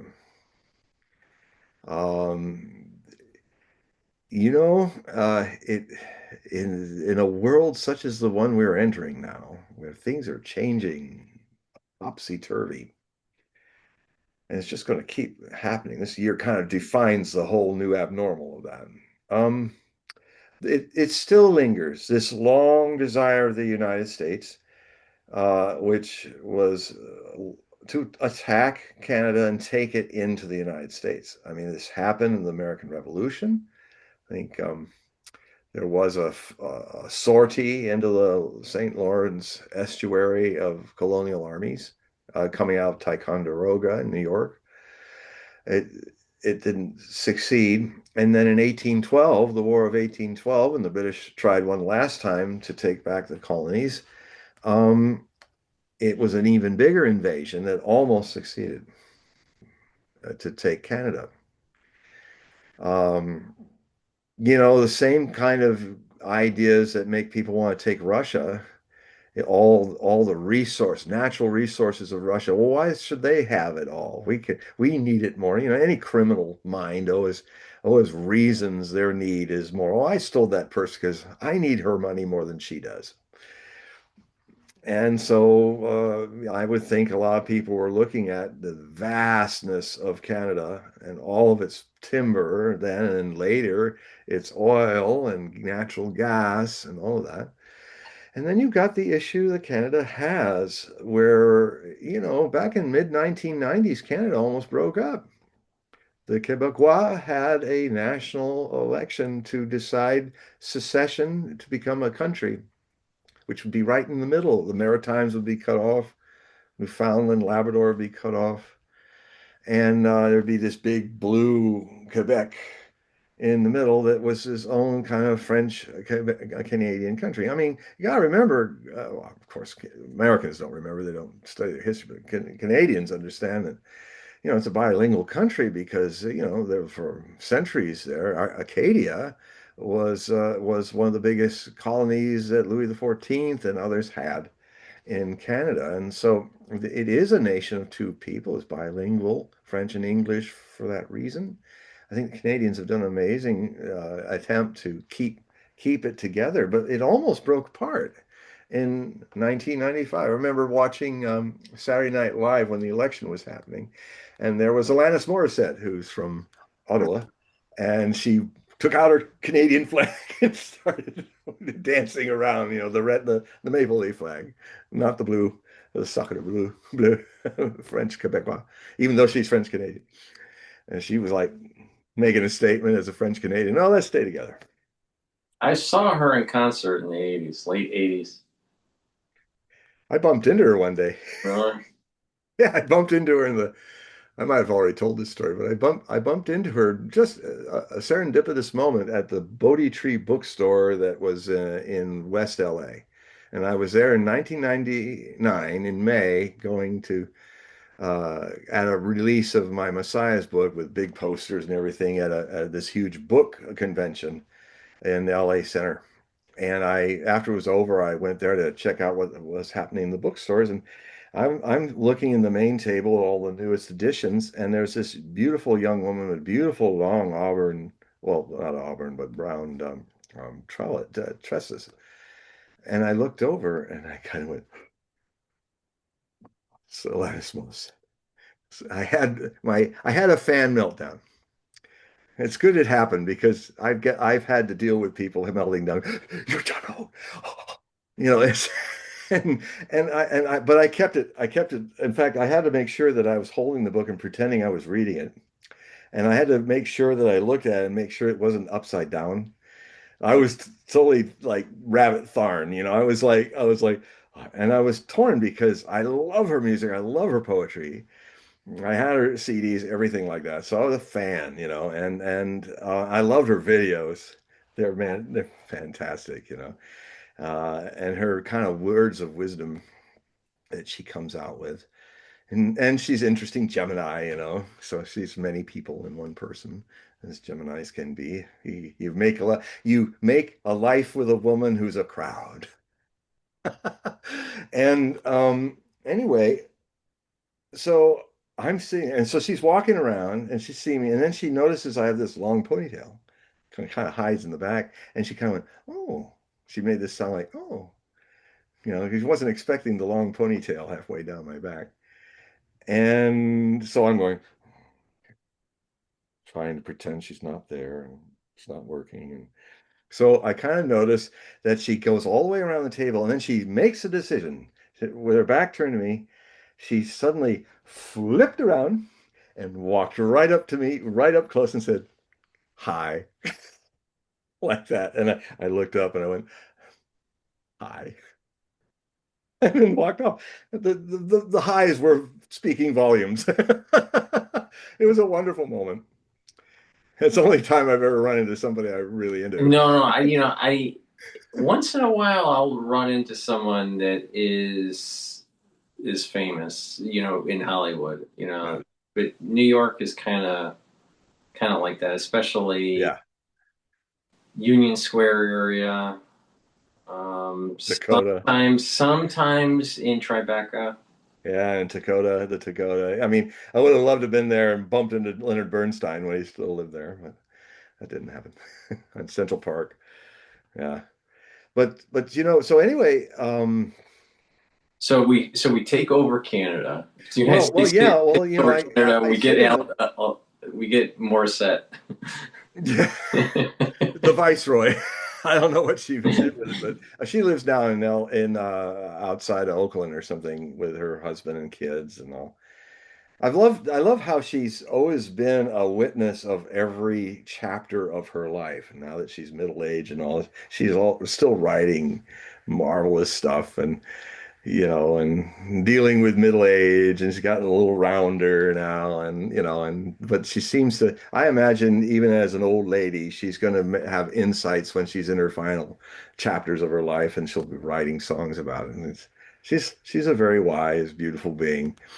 And anyway, so yeah, Canada. Well, the problem is America.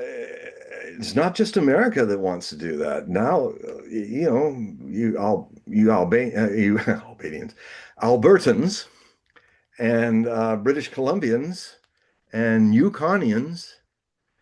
Um, you've openly thought about joining Seattle, Washington, and Oregon in kind of a Douglas fir flagged uh, nation. You know, the West, I mean, a lot of people in Western Canada really don't feel like they get a fair shake from Ontario.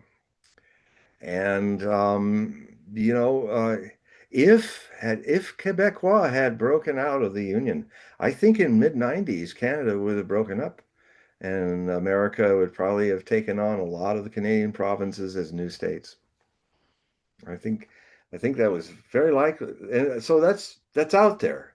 I mean, my God, if Greenland can even be, we're getting to a point soon now where Greenland's going to go over to the United States for maybe $2 billion.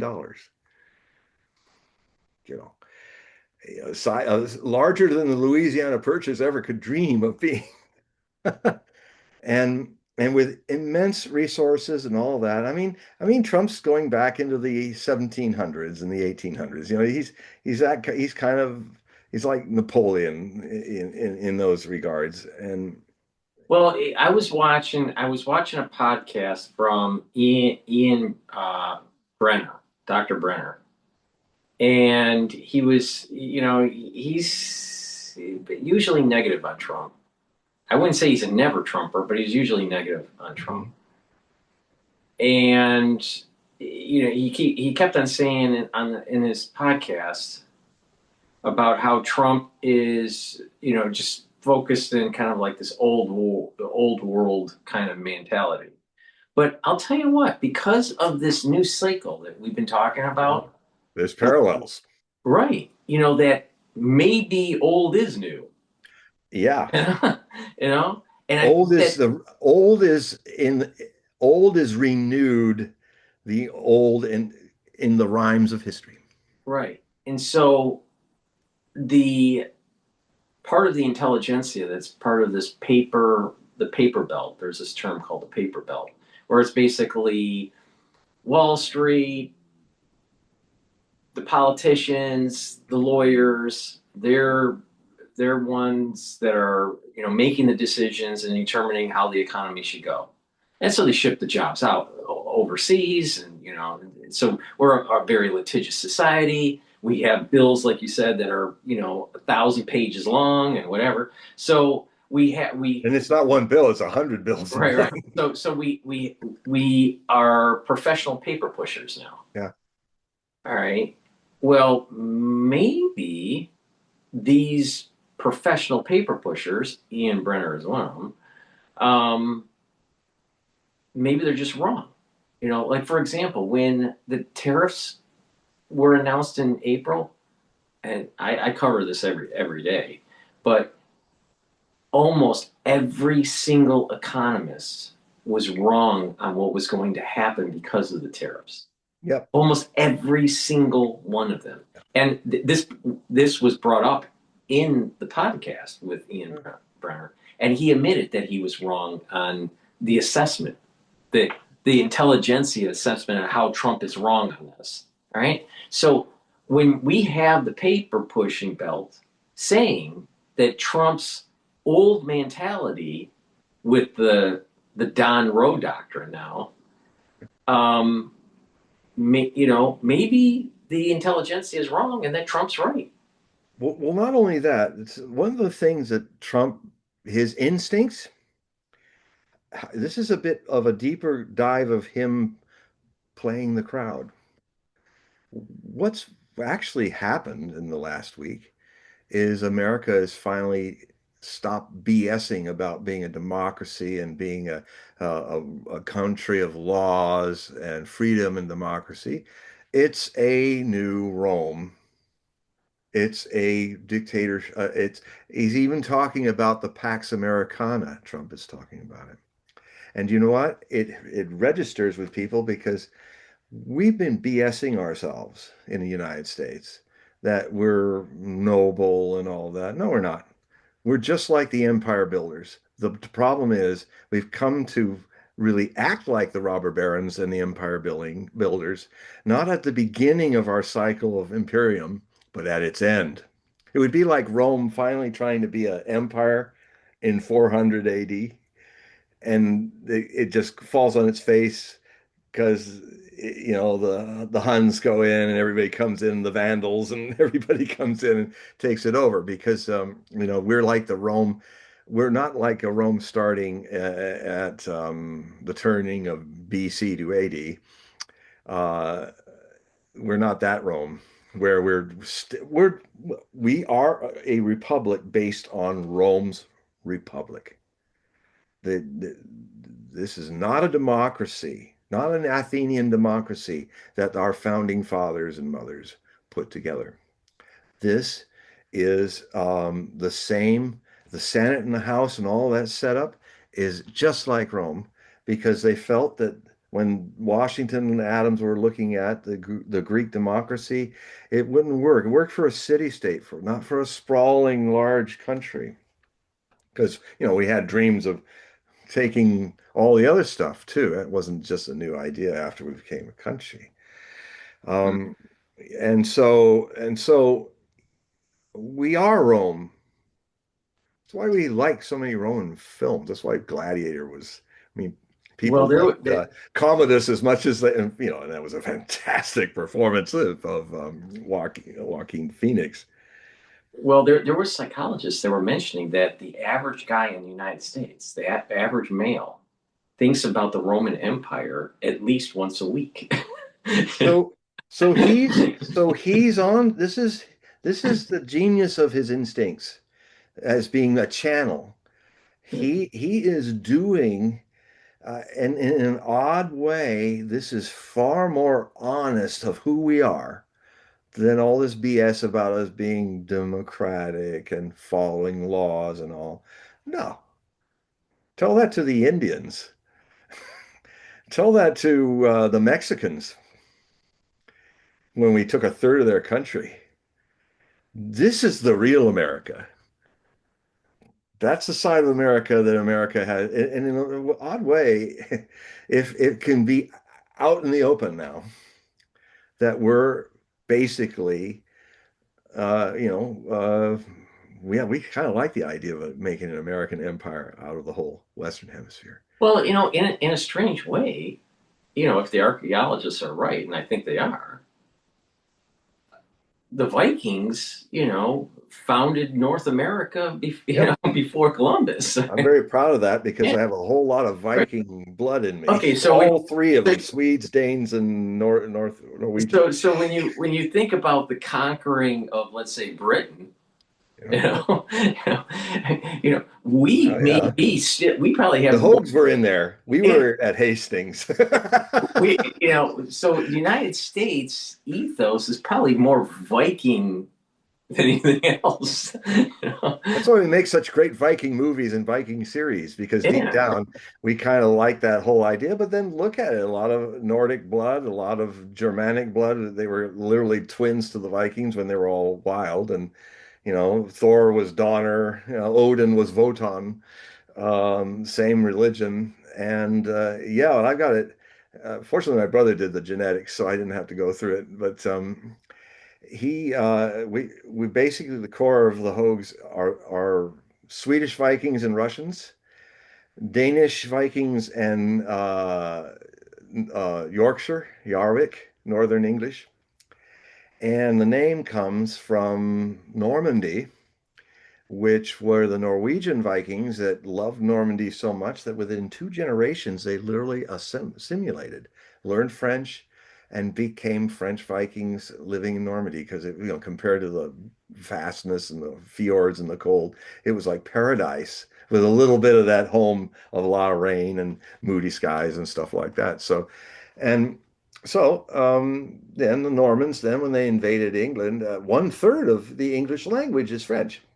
It makes it so easy for me to translate Nostradamus. It's amazing in these translations how many words like rendezvous, commence, we just consider they are part of our language. And if the Normans had been defeated at Hastings by the Anglo-Saxons who ran England before they came, um, you wouldn't have had Shakespeare. You would have an English language that sounds Anglo-Saxon. The ancient Anglo-Saxon language might not have changed that much, and we'd all be speaking bello quem es song gone forth, and saying Anglo-Saxon speech because of we would not have. Can you read Beowulf in Old English? Yeah, oh yes, Really? yeah, it's out in Old English.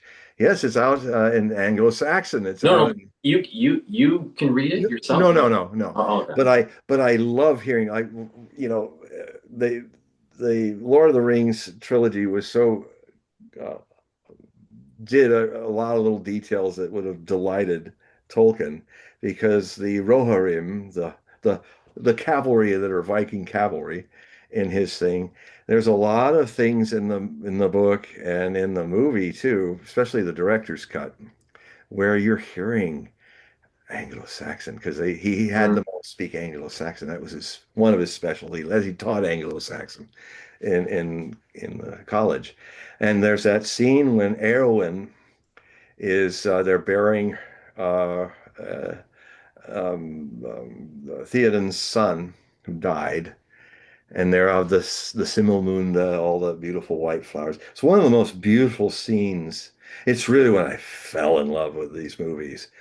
One was when the eagle came and saved Gandalf from the Iron Yeah. Tower. And Yeah. it was flying over a sunrise and fast sunrise across white cap craggy mountains. I went, oh man, I'm in love. I'm in love. But the other one that really got me before I saw the director's cut was a scene that came after the funeral.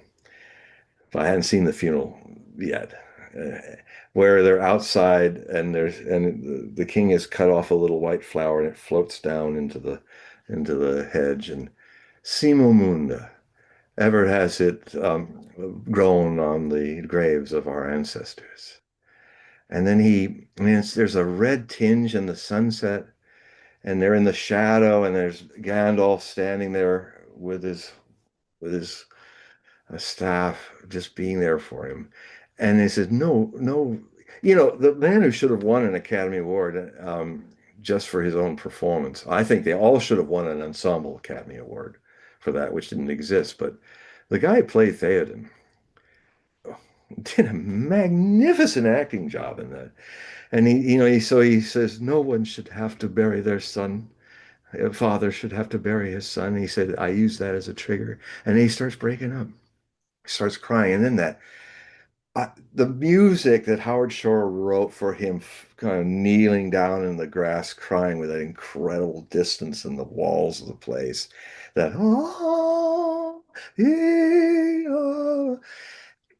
that is the most beautiful sound of a morning choir of mourning, of somebody, broken mourning. It made it beautiful because he's brokenhearted and he's down there, and then there you got um, Gandalf saying, um, he starts speaking Anglo-Saxon prayer. He says, Theothorden, Geosu.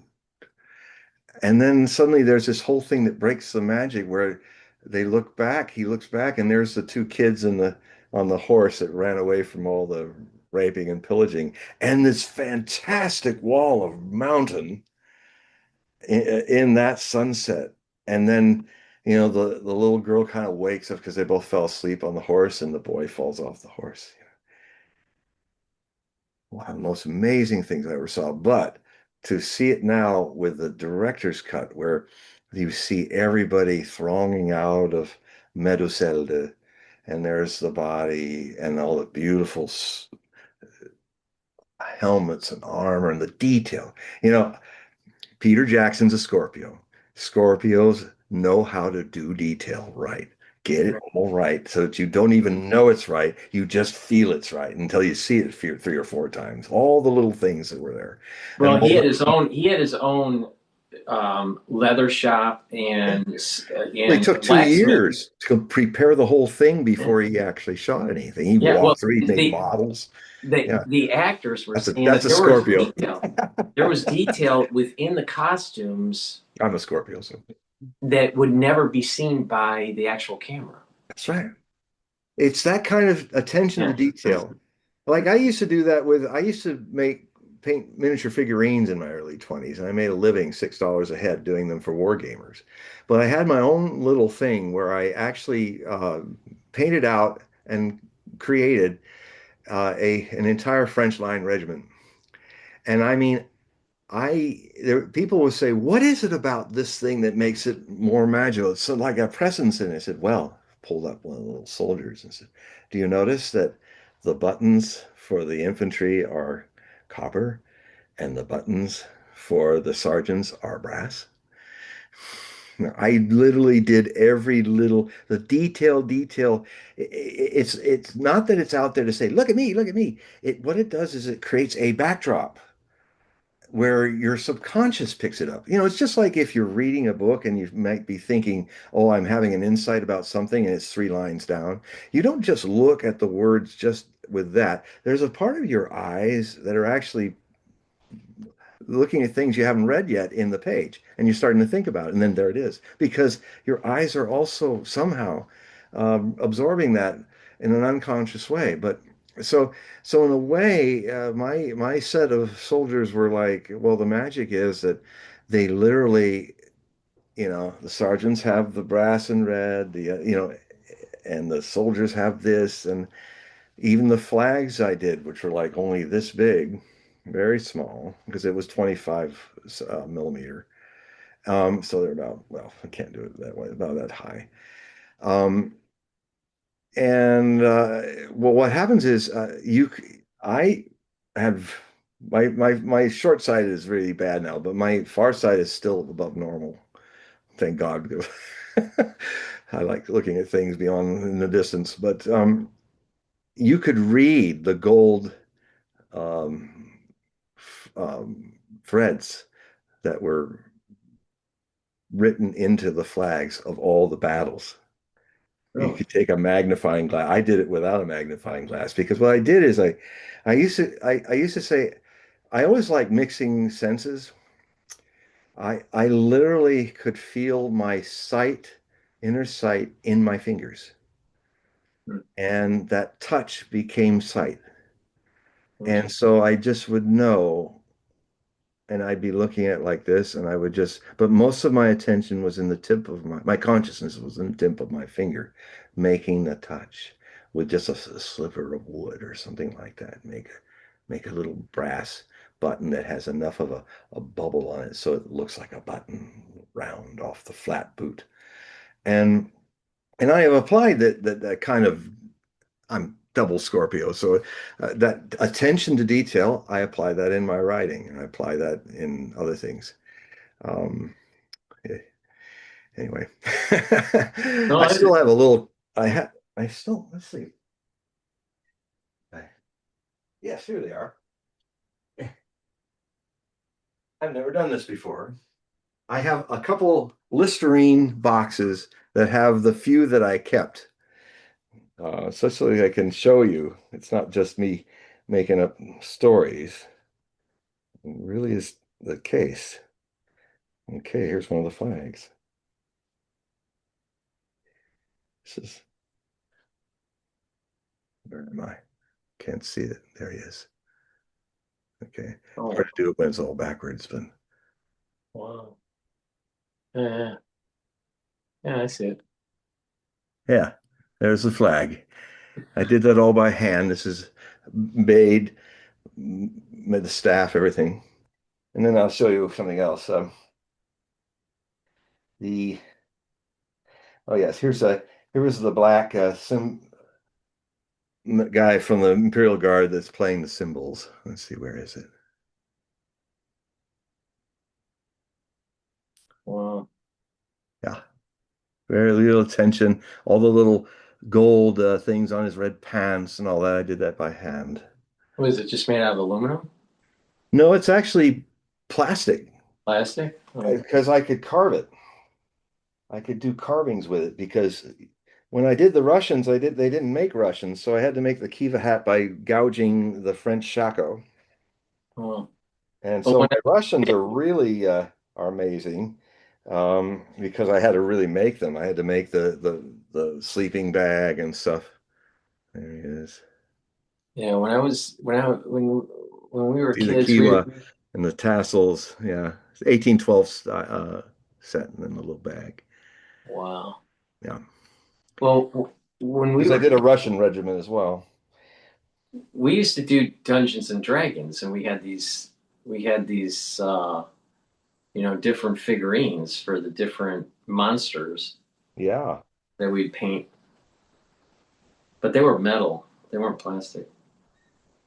and I do the horses. Uh, he's Yeah. Wow. and then and here's the you can see the webbing. Where is it? Okay, the webbing, and then that little sleeping bag that he has wrapped around him. You know, Wow. and then I also did some British. These are a little more banged up, but you can see what they. He's all yellow there. That's all fallen off. That's the downside not using lead. Um, but I had to make those, and um, let's see. Oh, and God, the Russian flags. This is amazing. I forgot about him. Yeah. Yeah, I mean, So how long would it take you to do that? years. Years. I mean, Yeah, it took me about 2 years because there two were years. like 800 of them or 1,000 No, of no, them. just to do one, just to do one. But like Yeah, that. no, no, no, a regiment. No, but if you were to paint just Oh that. no, no. Well, you see, I used to, I used to make. Oh, I could make a couple hundred a week Oh wow. because I did it assembly line like. I Hmm. would go through just like editing a manuscript. You go through first time you do the a wider background colors, and as with each editorial pass, you get more into the detail, the nitty gritty and stuff. The big picture, then it gets into the details. And so I just adapt what I did as a painter of these and into my right. I'm basically same with composing. When I started my opera career, I had to choose between I couldn't put all my energy in I couldn't put it in two things. I had to put it all in one, being a composer, or the other being an opera singer. So I decided to drop. And it was interesting because I was starting to work and I had a piano teacher to play my stuff, and it was like, whoa, look at this. But I had to let that go because I had to put it all in the gamble of being an opera singer into opera singing. But it's yeah, so when I write, I don't I write like a composer. My books and all are like my symphonies or my operas. My words are my notes, and weaving themes lot with the influence I've had with late German romantics, like with Bruckner or Wagner. We have a whole musical language, which Howard Shore, by the way, he based that on Wagner, the music. And it's really is a cinema. If Wagner had been alive to see the lighting of the beacons, that sequence, the music is that was a perfect Gesamtkunstwerk moment, when the first light, the beacon has lit, and and it's rising, dun, dun, ba, ba, la, and then they do that where you see it. Finally, there's all these guys on the mountain. They see the light in the distance, and then the camera swings 160 degrees around them waving back and lighting their thing, and then it finally comes around till you see the distant mountain over the mists light up, and then da da da da, and then suddenly the camera makes you fly over the edge of a mountain range, and you hear the Gondor theme, da da da da da da da da da da da da da, and then you see it from the back. Da, and it breathes with the music. Da, da, da. And then another angle as they're coming with more of the beacons lighting, and then it ends. Da, da, da, da. And there's Strider sitting there having his breakfast, and suddenly he looks up and he sees that the beacon for Rohirrim is lit. And he throws the thing away and it jump, dump, dump, and he runs in and says, the beacons are lit. Gondor calls for aid. And there's a tension because what is Theoden going to do? Is he going to throw it off, or he just looks? He's kind of shocked because he's one with him. And then he gets sober, and Gondor and Rohirrim shall, come, and then the music comes in. It is See, this is what Wagner wrote before there were movies. His music dramas were the music came first and as like the great universal thing. The characters were the 1/10 conscious, and the orchestra was their id, and all these different themes. It's remarkable stuff. He basically revolutionized. He created. A lot of people say he was the creation of modern music with Tristan. That he was the beginning of modern music back in the 1850s when he was writing Tristan. So anyway, yes. So Well, there's me jumping all over the place. it's okay. We've reached that time. It's who I I am. I want to remind the audience that the link in the description will take you to John's website. So please click that link, sign up for a periodical or a reading. John, you want to explain a little bit about? what they would. Yeah, Yeah. the reading. Well, Cantu wrote asked that question about Canada. We must have done almost 4 hours in the reading, and we started late. So, um, yeah. So, but that was a great reading. It's always a lot of fun. It's a journey. What we did in that reading is a lot of times I give people a choice. In the first time they see me and they get off to the first 40 minutes free are about to end. I then say to them, or I say it at the beginning of the reading, I said, do you already have a subscription to Zoom? Because there's two choices. We can take breaks every 40 minutes and take a break, get up, stretch, do what you need to do, come back. And I find that these little pauses, about sometimes two or three on average, there's 40, then 10 minutes, 40, then 10 minutes, 40. And um, it's a nice reset. And then I can go deeper in the stuff that I said in the first 40 by going deeper into studying your astrology, your body, mind, vehicles, Kelly Blue Book, and set up for the deeper plunge, which is the Celtic Cross using Osho's Zen Tarot deck. And um, it there's a thing that happens in these readings which is quite mysterious. And it's always a surprise when it happens. I don't know what it is that I do with this presence, but you will find that time stops. It doesn't go faster, it just stops. And what happens is the stop goes deeper every 40 minutes. And the way the sensation of the reading is 40 minutes go by like that. And already it's warning, time out. And it felt like it was 15 minutes or 10 minutes, but it was 40 minutes. And then each new 40-minute gets even more fast or still until it's just like, that was just 5 minutes ago, wasn't it? No, no. All that stuff that came through is not, it gets more still. So, so that's a beautiful experience because you're literally having an experience of Einstein's theory of relativity. The same thing that he said in cocktail parties in Princeton when people would ask me, "Can you talk to me like I'm not a scientist? Can you explain the theory of relativity to me?" Why, sure. It's actually very easy, he said, to explain what it is. It's really about how you live through 1 hour.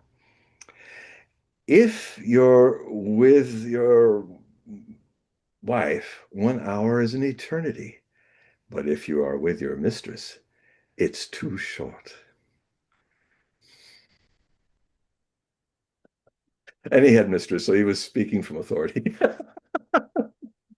So, and that's the theory. So join me in a reading, and you're also going to have a phenomenon of the theory of relativity actually happen. It's maybe in a way you're already feeling it with the way we've done this, and 2 hours have just flown by. Seems like it just happened, at least to me. So that's the one thing, the readings. And when you go to hogueprophesy.com, HOGUEPROPHECY.com, you will find at the top of the website, uh, have a Hogue reading. And so what you do is there's a little link to a mail to email, all you need to do is put Hogue reading in the subject line, and all the thousands of emails that I get, I'll see it. And then I'll get back to you and give you the times that are available and an overview of what the reading entails, how to pay for it, and online, and then we'll set up a day and we'll do it. And so so that's the other thing. But the other thing I also do is the Hogue Prophecy Report, which I've been reading little passages from. I'm different in my literate side. I mean, I'm kind of in my talkative side, I'm kind of all over the place, but in my literate side it's very like there it is, all in nice form and all flowing. So there's the two sides of me, and the the, these are illustrated. I try to make humor of things as much as I can. But and this set of five which are going to be released in a couple of days.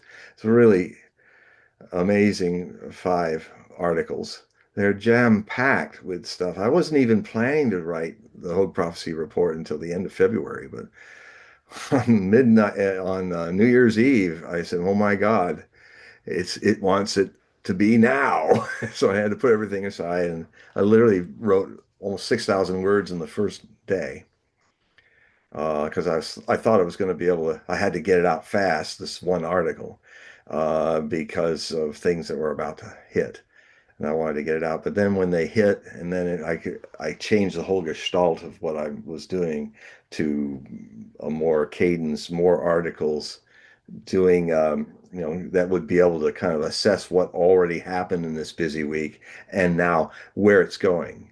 See, the way I write is I'm not in this bulletin, this report. I don't write. I'm not somebody that gets on and does an article every day, and I'm not a topical person. I'm a prophetical person. That means that I will kind of take the time to kind of get a basic template of important events that are happening in the month or so, or that we have month or two. And then I will take you ahead to what's coming next in the months and years ahead from these events. So, my work is not to be an episodic, always there to entertain you every few days or every day. Mine is where I come and take you to a jump to deeper parts of the future and also assess the things that I've said earlier that are documented and accurate. So, or when I'm not accurate. Um, so, and then we try to find out where that went. But I'm about on average 80% accurate on what I predict and more sometimes. And that's pretty good. I'm okay with that average. Well, the ones that are watching and the ones that will be listening to the replays here, please make sure you click the link. The link is in the description of this video and all the videos that I've done with John. That will take you to his website. So please sign up for the readings and for the periodical. So, John, that's the end of our show. So, thank you very much, everybody, for listening. Yes. And the ones that have asked questions, thank you very, very much. And we do these shows usually every other week, every 2 weeks or so. So please join us in our next show. And the ones that don't know, you can also join the show next time on X Spaces and ask your question live through asking for the mic on X Spaces. So, uh, John, before we go, you have to say goodbye to everybody. Goodbye to everybody. All right, everybody, thank you very much for joining. I greatly appreciate it. Please share the links. Also, make sure you click the thumbs up, and we will see you in 2 weeks. Thank you, everybody. Bye.